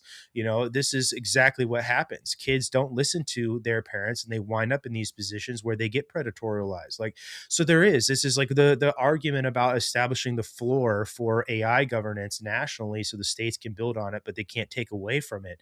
You know, I think that there's enough science study behind the negative effect that social media has on children. You cannot justify to me why a child needs social media. I mean, you really can't justify to me why anybody needs social media, but certainly you cannot justify to me why children need social media. And I get the whole slippery slope argument that like Colts Walker is making, because that's true. Like I know, like there have been so many cases. I see his points. Yeah, no, I know. And that's fine. There are plenty, but all I'm saying is that I think I'm more with you on this, right, than not doing it. You know, that I see the cost benefit analysis on this is that the slippery slope is real, but it doesn't mean everything is a slippery slope, right? I would be interested in seeing what something like that would look like where kids weren't allowed on social media, you know. But and like you said, in a Yep. perfect world, you just would parent your fucking kid. I would parent my And kid, and this wouldn't be needed. My one point to him, and I understand like where he's going with that and everything, but you know, he says that I couldn't be more wrong.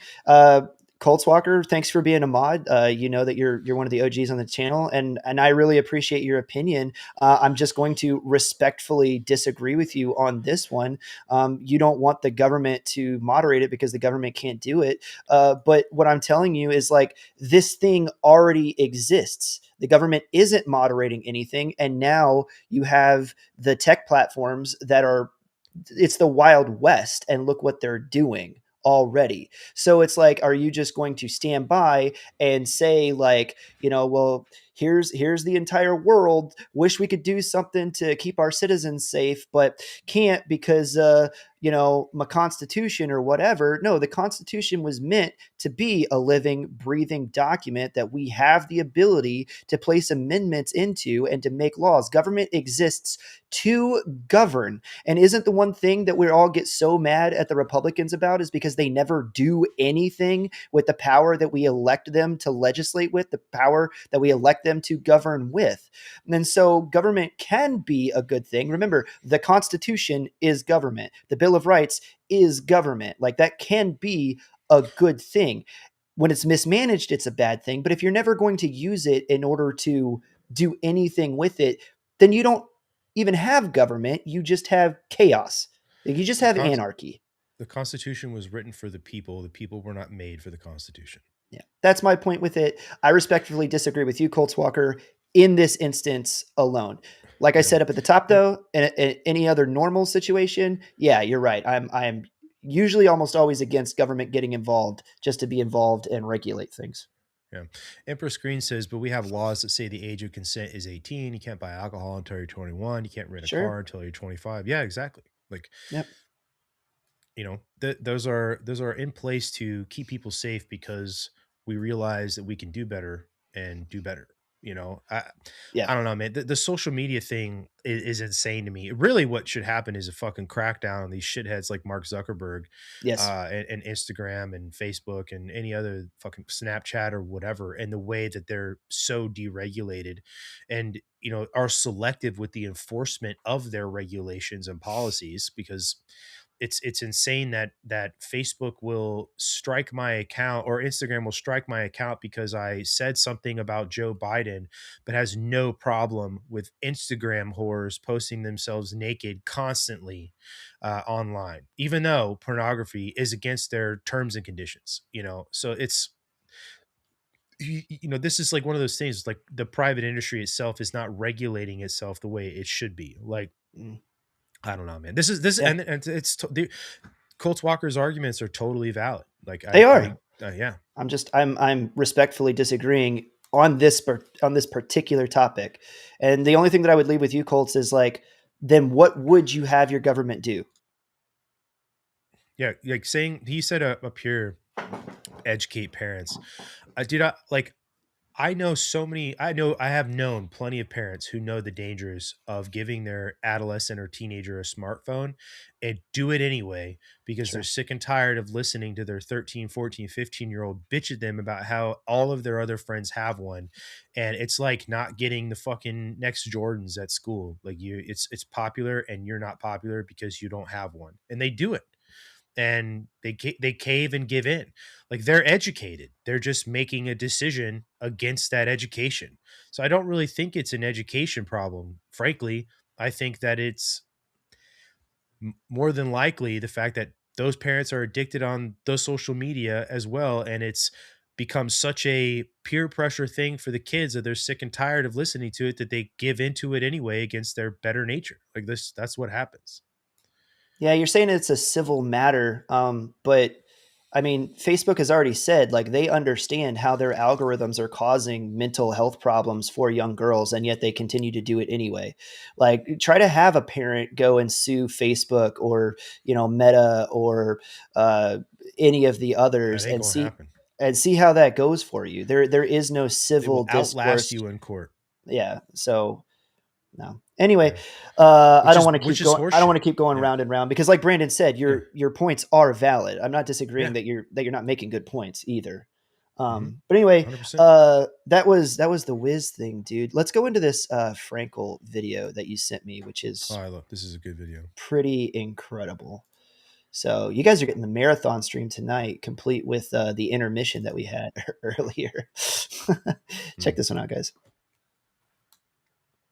Viktor Frankl quotes, "When a man can't find a deep sense of meaning, they distract themselves with pleasure." Frankl is arguing that a lack of meaning causes people to seek temporary relief in superficial pursuits rather than addressing the underlying existential void. Perhaps for many, maybe even most people, this is a big issue. But there is another group who suffer with the opposite problem, Frankl's inverse law. When a man can't find a deep sense of pleasure, they distract themselves with meaning. If ease, grace, joy, and playfulness don't come easily to you, one solution is to just ignore moment-to-moment happiness entirely and always pursue hard things. You become a world champion at winning the marshmallow test. You convince yourself that delayed gratification in perpetuity is noble because you struggle to ever feel grateful. TLDR, you prioritize meaning over happiness because happiness doesn't come easily to you. As my friend Bill Perkins says, delayed gratification in the extreme results in no gratification. Or Alan Watts, if we are unduly absorbed in improving our lives, we may forget altogether to live them. Everyone is taught that on the other side of discomfort is something valuable. We're told that worthwhile things are difficult to attain because if they weren't difficult to attain, they wouldn't be worthwhile. This is how non-valuable but difficult things get slipped into our desires without us. Yeah, deep stuff. I heard that, and I really liked it because I think that point about specifically the one about people that lack meaning and when they lack meaning they seek pleasure is very true. I think a lot of young men lack meaning is everything that they're surrounded by, and one of those places they get bombarded with this stuff is social media. Is that they are inherently bad. And when you tell a young man, that the things they do are and that come naturally to them and are inherent to men are bad, well, now you've taken away their reason for being, and they're looking for meaning in places where it doesn't exist. And you wind up with kids who turn to the streets and turn to crime or pornography or theft and all these other things that they run into, depression, you know. And then the other thing I really wanted to talk about with it was the whole Frankel's inverse thing. And I got to really thinking about that specific piece of that clip because after my daughter passed, it's something I really leaned into really hard was trying to find a way to be happy. And that's really when I took off on school and during doing school, specifically really, really hard in the paint and going into it and getting degrees and doing all this stuff. And, it's also when I really started focusing a lot on like my career and let a lot of the things that I used to do for fun fall away, and got to the point where earning bachelor's degrees, earning a master's degree, doing a doctorate program, all these things, and a bunch of other stuff, is I don't feel any sort of enjoyment or a satisfaction or cannot essentially recognize the good things I did, and that none of it it's essentially just throwing things into a void. And no amount of wins I have essentially are ever good enough, and they never satiate the need for more and my personal drive to constantly do something or face the reality. And I've gotten into a bad habit of that for a long time, and now really still struggle with the fact that nothing I do feels good enough, and nothing I do I earn something, I did something good, I graduated with my master's degree, all these things, and can't reward myself. And I think about it, and I think a lot about my sons and how much I would hate that for them, and sort of working to give myself permission to celebrate wins, because it's okay to celebrate wins and not get addicted to constantly doing things and then never feeling the reward of that success. And I'm not talking about like self-aggrandizement. I'm talking about feeling good about doing something you set your mind to, and the goal that comes from that, and the reward system that carries on, for you. And how much I would hate if my sons lived that way. And I did for, and to some degree still do, for 12 years, and it's a very rough way to live, where you become so focused and wrapped up in things that you're doing that you can't even recognize that you're stacking wins, essentially, and none of it feels good, and it just becomes its own set of nihilism. It doesn't matter. I don't care. It doesn't matter, and I don't need to feel this, all these different things. And so, like, I just really resonated with that last half of that video, because I've been through that. And that is a bad thing too, just as much as it is seeking pleasure over seeking meaning. So it's really deep, man. I mean, this argument basically goes back to what is the chief end of man? What is the purpose of man? Right. And obviously, as a Christian, I would answer to glorify God and Him holy. But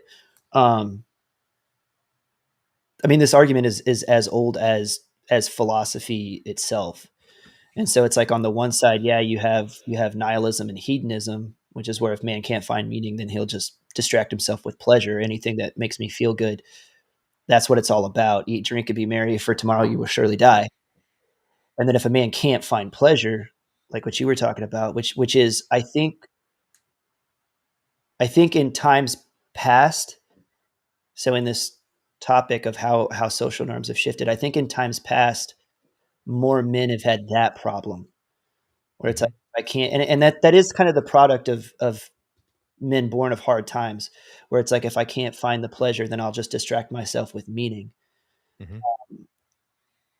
And I'm thinking about like the CEO in the boardroom, but he doesn't have a family. I mean, shoot, Ebenezer Scrooge. Like, it's just, you're to him, it was money. what was Marley's message to him? Or substance. Right. And so that's the way that you see it presented, I think, for the most part. But it can really be anything, like whatever that idol is that you create for yourself. For a lot of people, it's money. That's simple. For other people, it's power. Those usually go hand in hand. But to me, I think this all speaks to like balance.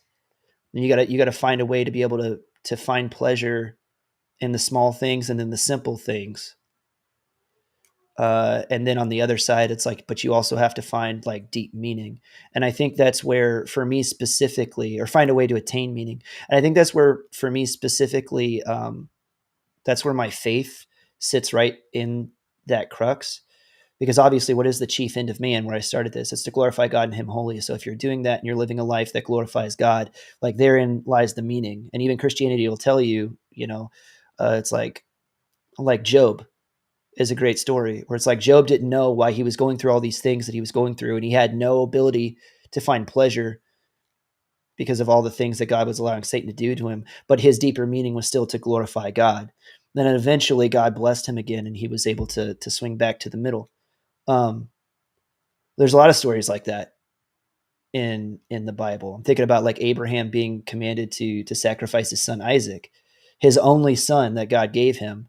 And so there's great pleasure there. But then when God said, I'm going to ask you to do a thing, and obviously the foreshadowing was for Jesus, because if God could ask a man to do it, and a man was going to be able to find meaning in serving God and give up everything that was most precious to him, then obviously God was like, all right, see if they're capable of it because they're made in my image. You see where I'm going with that? Oh yeah, like, absolutely. like why that's so like man is, I guess to wrap that up, is capable of great things, of great feats of empathy and passion. But I think that you're absolutely right. In order to live a fulfilled life, because I went through it too. To me, that was the special forces tab for me. I got to the place in the Army where it's like success wasn't enough. If I wasn't going on to the next thing, I never found a way to be satisfied. Maybe that's the word that I'm looking for, is satisfaction. Is to find satisfaction in something. And for the longest of time, I didn't find satisfaction in being a father, or find satisfaction in being a husband. Anybody can do that, was my thought process. When really, how asinine is that? Because anybody can be a father, you know, obviously paternally. You could stick your dick in somebody and be a father. But that doesn't make you a father in the sense that you are fathering, you know?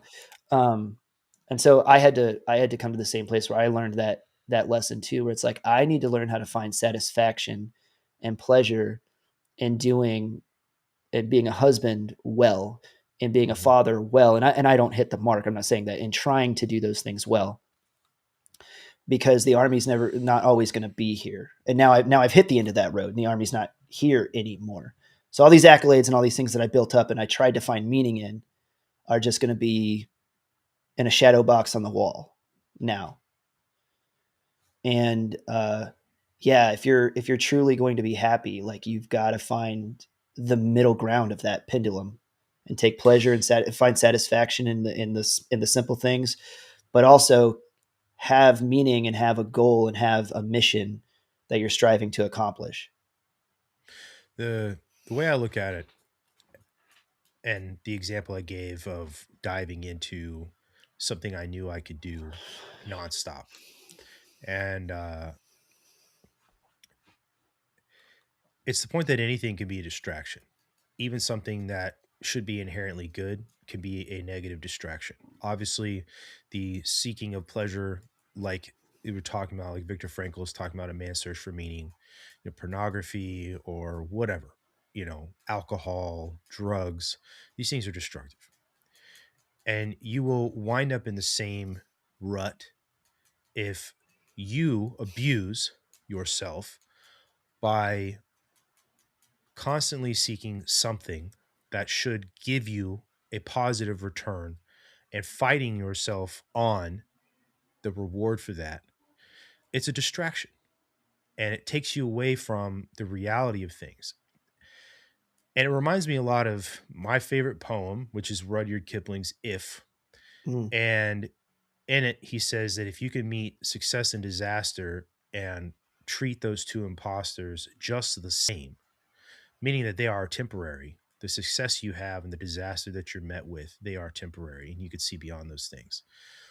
That people can get caught and drunk on the failure or drunk on the success of something, and it becomes a lens in which you view everything. And too much of something will create a numbness between you and reality, which is what I felt after my daughter passed. And the things I was distracting myself, which was school and work, became a false reality, wherein I got so accustomed to that reality that no matter what I did, good or indifferent, I didn't feel anything. I always used to say, when I'm done with this, I'll be okay. And I never was. No matter what I did, whether it was promoting, whether it was getting another degree, whether it was finishing a school or whatever, it was just a constant need that was insatiable because of me. And I was using them as a distraction and not what their intent was, and moving away from what, like you said, the chief end of man is to glorify God, right? And not even focusing on that, and focusing on throwing things into a void, which is essentially what's going on, and not recognizing in time before it becomes a habit that you cannot fill that, and that intent and purpose exist outside of this earth and the things you do, what's inside your head, and can become just as destructive and self-destructive and depressing as being addicted to pleasure. And those things, like I said, in the Kipling poem, if you can meet success and disaster and treat those two imposters just the same, right? That's it, man. Like that's probably one of the greatest poems of all time, in my opinion, If by Rudyard Kipling. But anyway, it's just that line in there hit really hard for me because I've been in that position, and it's not about performance. It's about the unhealthy distraction that either performance or hedonism can become. So absolutely. I want to call out, thanks for the raid. Hell yeah. Thank you for, and everybody that jumped in here, Radio Baloney, thanks for the raid. And then a new follower here, Ottawa James 63. Thank you for that. Welcome in. We're talking about the shift of social norms. We're having a kind of a deep discussion tonight. So moving along, you sent me this video. This is a Kentucky representative. And she's got some interesting things to say here. Check this one out. Kentucky State Rep says white children need an opportunity to feel bad about being white. I'm going to be honest. I don't feel good about being white every day for a lot of reasons. Because it's a point of privilege that I get to move through the world in a way that so many of my other colleagues and friends and family members of the community don't get the privilege to do. And I'm just a female, but just a woman, just a white woman. If I was a white man, I would be functioning from a point of an even greater privilege. Oh I think we're missing an opportunity when kids have a moment to reflect about how the color of their skin does and does not allow them to move through the world. Running to them and trying to stifle that and trying to say you shouldn't feel bad, so we don't want to ever expose you to something that is going to make you have to pause and have maybe some internal feelings. It's a missed opportunity for some really good diet. Dude, she just like race. These are the people that are stoking racism. And she just said it out loud. It's our point to make the kids stop and to make them understand you should feel bad about being white. Like, don't you understand? If you didn't stop them and put that in their head, it would never cross the kids' brains. Mm-hmm. You're the people institutionalizing it. That's it, man. You are telling somebody that they are inherently bad because of an immutable characteristic. That is the definition of collectivism. You are ascribing group guilt onto somebody for something they didn't fucking do because of the way they look or their religion or something like that. This is exactly the same shit this retard would probably sit here and talk to you about how Donald Trump is Hitler. I'm sure. Is collectivizing the same way the Nazis collectivized Jews or the Bolsheviks collectivized people or Mao collectivized people, whatever. This is postmodern neo-Marxist bullshit. And people like her think that they're right. And they think somehow that these immutable characters, I don't know how we went from I have a dream to now your immutable characteristic makes you inherently bad, right? And you wind up being a person like a Gen Z kid, specifically Gen Z males or Gen Alpha, who've listened for 20 years about how terrible you are inherently. You cannot get away from that. This isn't a mistake you've made.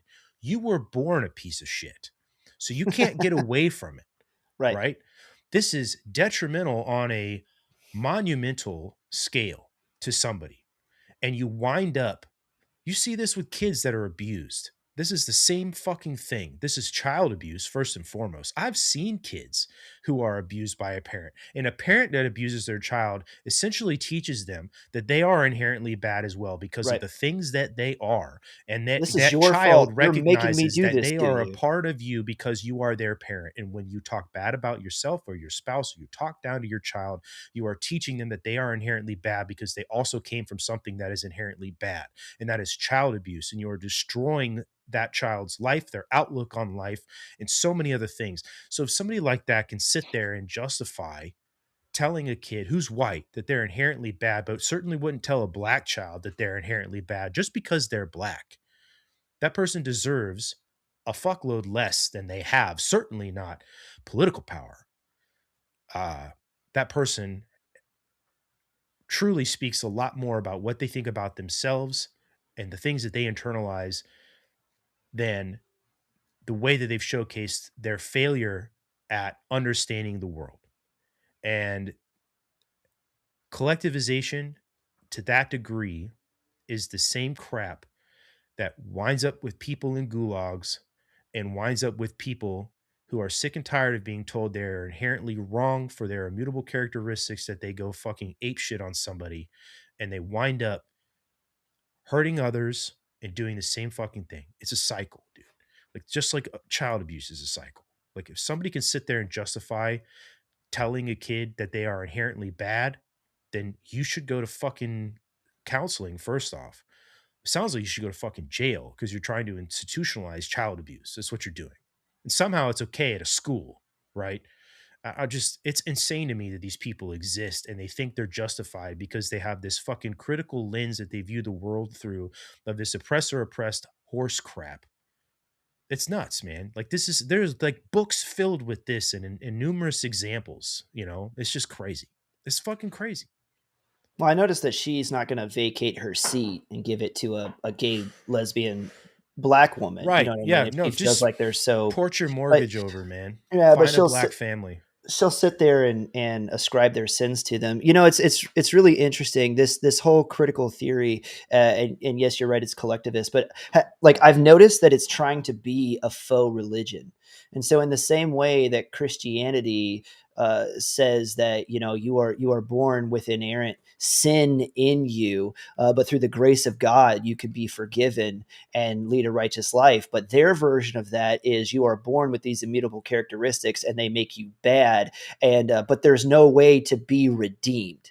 Right. And so there's the satanic side of it. Sorry, you're just born a white kid. And then in the same way that Christianity kind of has hierarchy, and then like you have like the priestly class, and then you have like below that, it's like if you would look at the Catholic Church, it's right. Like you have Pope, cardinals, bishops, and so on and so forth. They also have arranged themselves into like a hierarchy, where it's like over here on top you have the trans people, and then right underneath that you've got the black community, then you have the gay community, and then you have the black community underneath that, and then so on and so forth. And then all the way down here at the bottom is like white men, and sorry, you're irredeemable and you're just a bad person if that's you, right? And then of course you can kind of like stack points apparently in this hierarchy. So if you're black and gay, then you can like make your way up here. And this really is where the trans Depression Olympics got exactly. I think this is where the trans ideology were one of the things that threw fuel on the fire,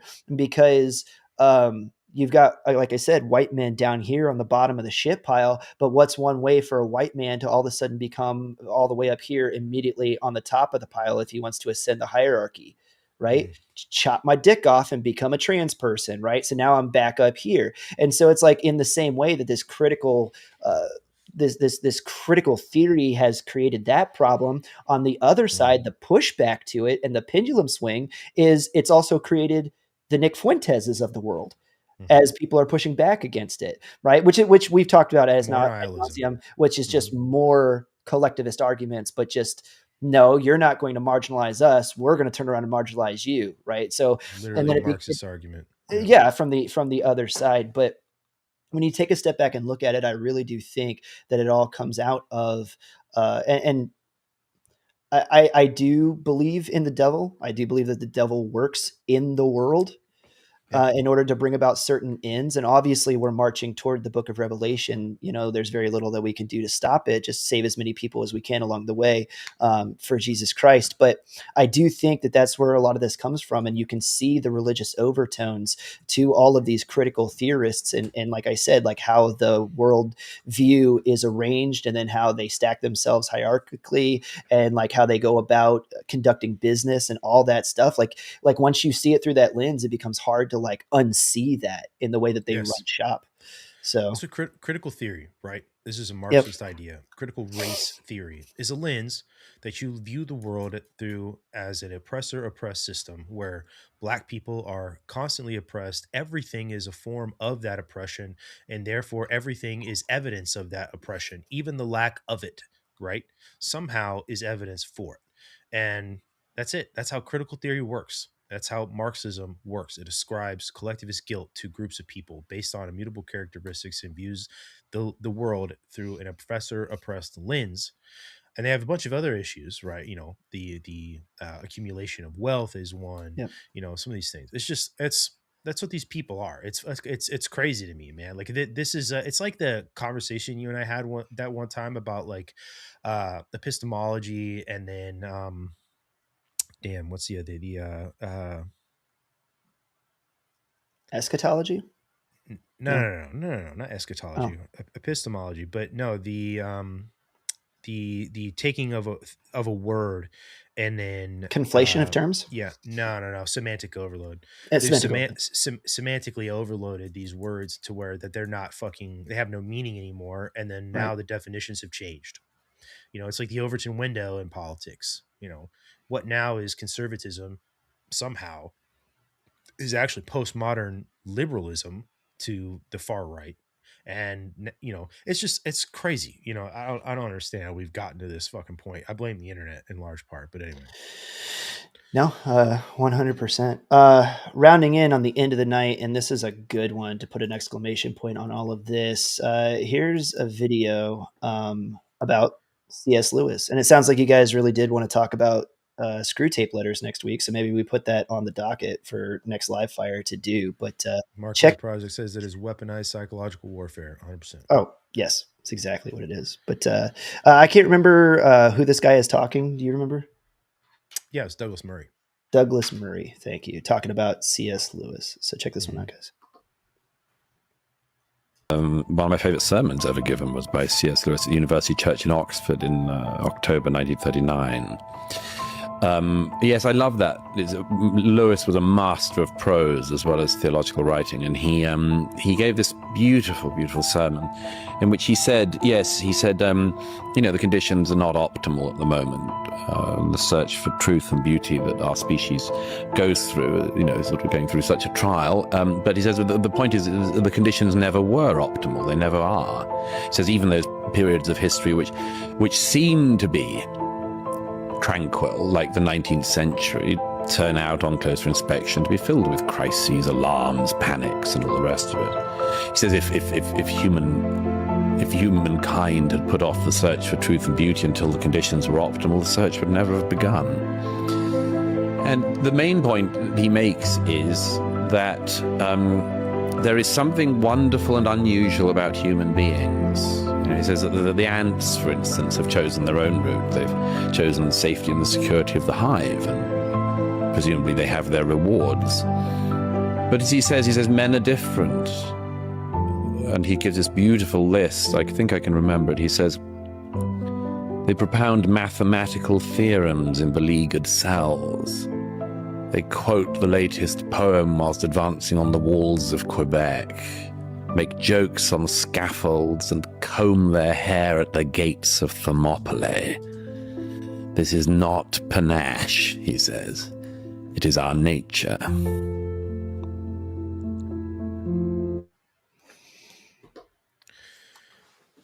I really actually replay the beginning of that because I want to make a point about something he says there. I think that's like a great way to sum this up. I want to hear the beginning of it again because I don't want to fuck up what he said. One of my favorite sermons ever given was by C.S. Lewis at University Church in Oxford in October 1939. 1939. Yes, I love that. Lewis was a master of prose as well as theological writing, and he gave this beautiful, beautiful sermon in which he said, the conditions are not optimal at the moment. The search for truth and beauty that our species goes through, sort of. The conditions are not optimal at the moment. How many conversations have we had with people about some of the shit we've been talking about, and you're met with nihilism? Mm-hmm. Well, it's totally okay to do that because the other side is doing it. Well, the truth is inconvenient right now, or justice is inconvenient right now, or the Constitution and the rights we have are inconvenient right now. We need to do these things, sort of the conversation we had about like the long march through the institution. Well, it's okay to lie about yourself because right now times are dire. All of these things. Like, well, conditions are never optimal, like you said. And at every point, it is conditional. Like the conditions are always right. I mean, not conditional. To stand up for truth and reality and justice and integrity and all these other things, right? Even though it feels like now things are so bad that standing up for those things feels like you're not fighting for yourself enough, or you're not advocating for yourself enough, and that, it justifies you being nihilist, and it justifies you seeking revenge on somebody else or another group because they've been doing something to you for so long, or these problems are so unsolvable that we have to stoop to the level of the people perpetrating them to solve them. It's like, well, you're not the first person to ever meet these issues. You're not the first person to arrive at a time arbitrarily on this earth where things suck. There was 1939 in the UK. What the fuck was going on in Europe in 1939, right? Well, times are not optimal now, but there's been no better time to be that example. And I think look at that and listen to him talk about, obviously, C.S. Lewis, right?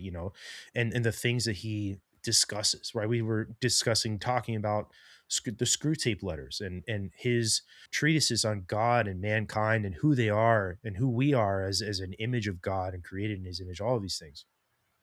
Well, if you think the remedy to the world's problems right now is more of the same shit that put us in those positions, well, I would tell you to reevaluate. And I say that because though the conditions may not seem optimal for the slow and persistent change that integrity and justice and truth and accountability will bring you, but the golden age of any place was never built on the expeditious harnessing of the exigencies of the moment to be a piece of shit and calculate the way you're going to face the future on the world's worst qualities and examples. And I think the best way to look at that is to find things in people like C.S. Lewis or another writer, another person, and emulate those behaviors and emulate those, what they did in the face of those things going on. You're not the first person to meet these troubles and the strifes that are going on. The world seems to be falling apart, all these things, and I just really liked that line, the conditions are never optimal. Just like that. I agree with you, man. Nothing great ever came through convenience. Mm-hmm. Three examples that immediately came to my mind was obviously Jesus Christ in the 1st century AD. Right. So, obviously God knew that was the time to put Jesus on the earth. But if you look at the disciples and you look at the political situation that they were in underneath Roman occupation, it was not an optimal time for them to all of a sudden be speaking out about how the emperor was not the deity that they should be serving. And if you look at the Jewish leadership at the time, the Pharisees and the Sadducees, it was not a good time for them to all of a sudden start speaking about how the fullness of the Messiah or the prophecies of the Messiah had been fulfilled, and that, God sent his son to earth and Jesus died for our sins. And so like these prophecies have been fulfilled. They all paid for it with their lives. Mm-hmm. Every single disciple paid for it with their lives, except for John, who was exiled and eventually died in exile. And then the second example, you got something. Except you're frozen on my side, so I can't hear you. Can you hear me? Yeah, I can hear you now. You're kind of broken up on my side. Rumble Studio is getting wonky again. Okay. No, I don't have anything. I was just listening to you. Yeah, I was going to say the second example that came to my mind is the American Revolution and the founding fathers being under the tyranny of England, and that was not a convenient time for them. Especially the landowners and wealthy men that they were, to get together and sign the Declaration of Independence and pledge their lives, fortunes, and sacred honors to a nation that had not yet been built, right? And that would not have a constitution for over a decade after that. Like, they built the thing in flight. That was not a convenient thing for them to do. The time was not optimal, but they did it. Mm-hmm. And so many examples, I think, to make it like super concrete and bring it down to like the family level. The modern world would tell you, like, don't have children till you're ready.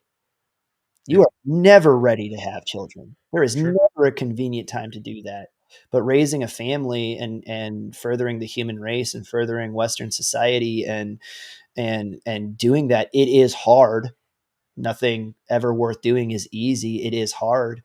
But there's never an optimal time to do it. You either do it or you don't do it. There's never an optimal time to start a new workout program. Sure. Well, I mean, we talked about this the other day. We were talking about how bad the economy is, and people were use that as an excuse to not have kids. And we were talking about how people still had kids during the Great Depression.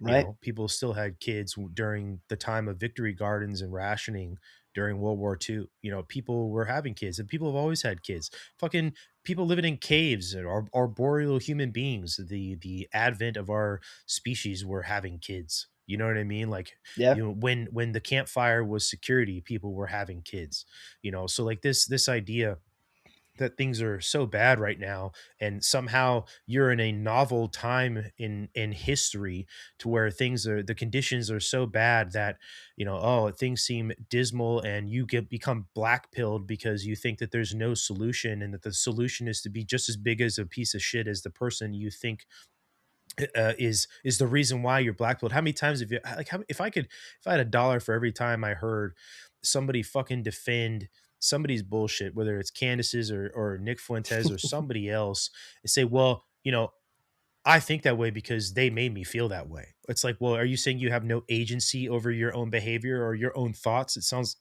like the bigger problem here lies with your weak will and your inability to identify your weaknesses and take account for them and change and be better. Like, that's what it sounds like. Nobody made you do anything, and justifying it that way is childish at best, And so to when he's talking about that, and just, nothing is ever optimal, like, don't be so fucking deluded by the short-sightedness of your existence now to think that nobody else has ever gone through something rough period of time, or the world has not gone through conflict and other people came out, those people came out the other end just okay. Like, it's got to be difficult, but don't sit here and justify your lack of purpose and your failure to exercise your existence on those troubles. Like, that's ridiculous, and it's selfish at the end of the day. So anyway, 100%, 100% it's selfish.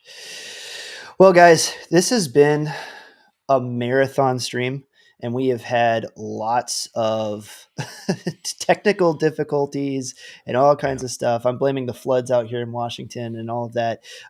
We did not make our way through into the comment section tonight to open up the phone lines. Apologies for that. We're still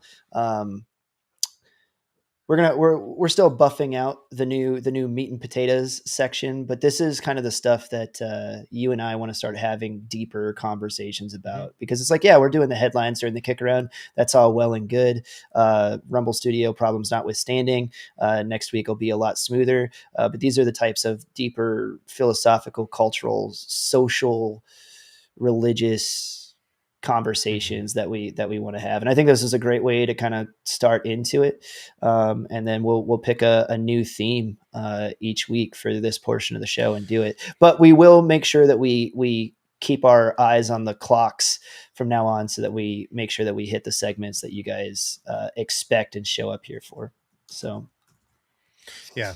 Well, I want to say too that Chris and I want to do a Christmas special for the show, and we got some fun stuff in mind. Haven't really fleshed that out, but hit us up in the Discord. Let us know when we do a Christmas special, because it'll be our last episode for the rest of the year until after the new year into January. What it is you guys want to see in a Christmas special.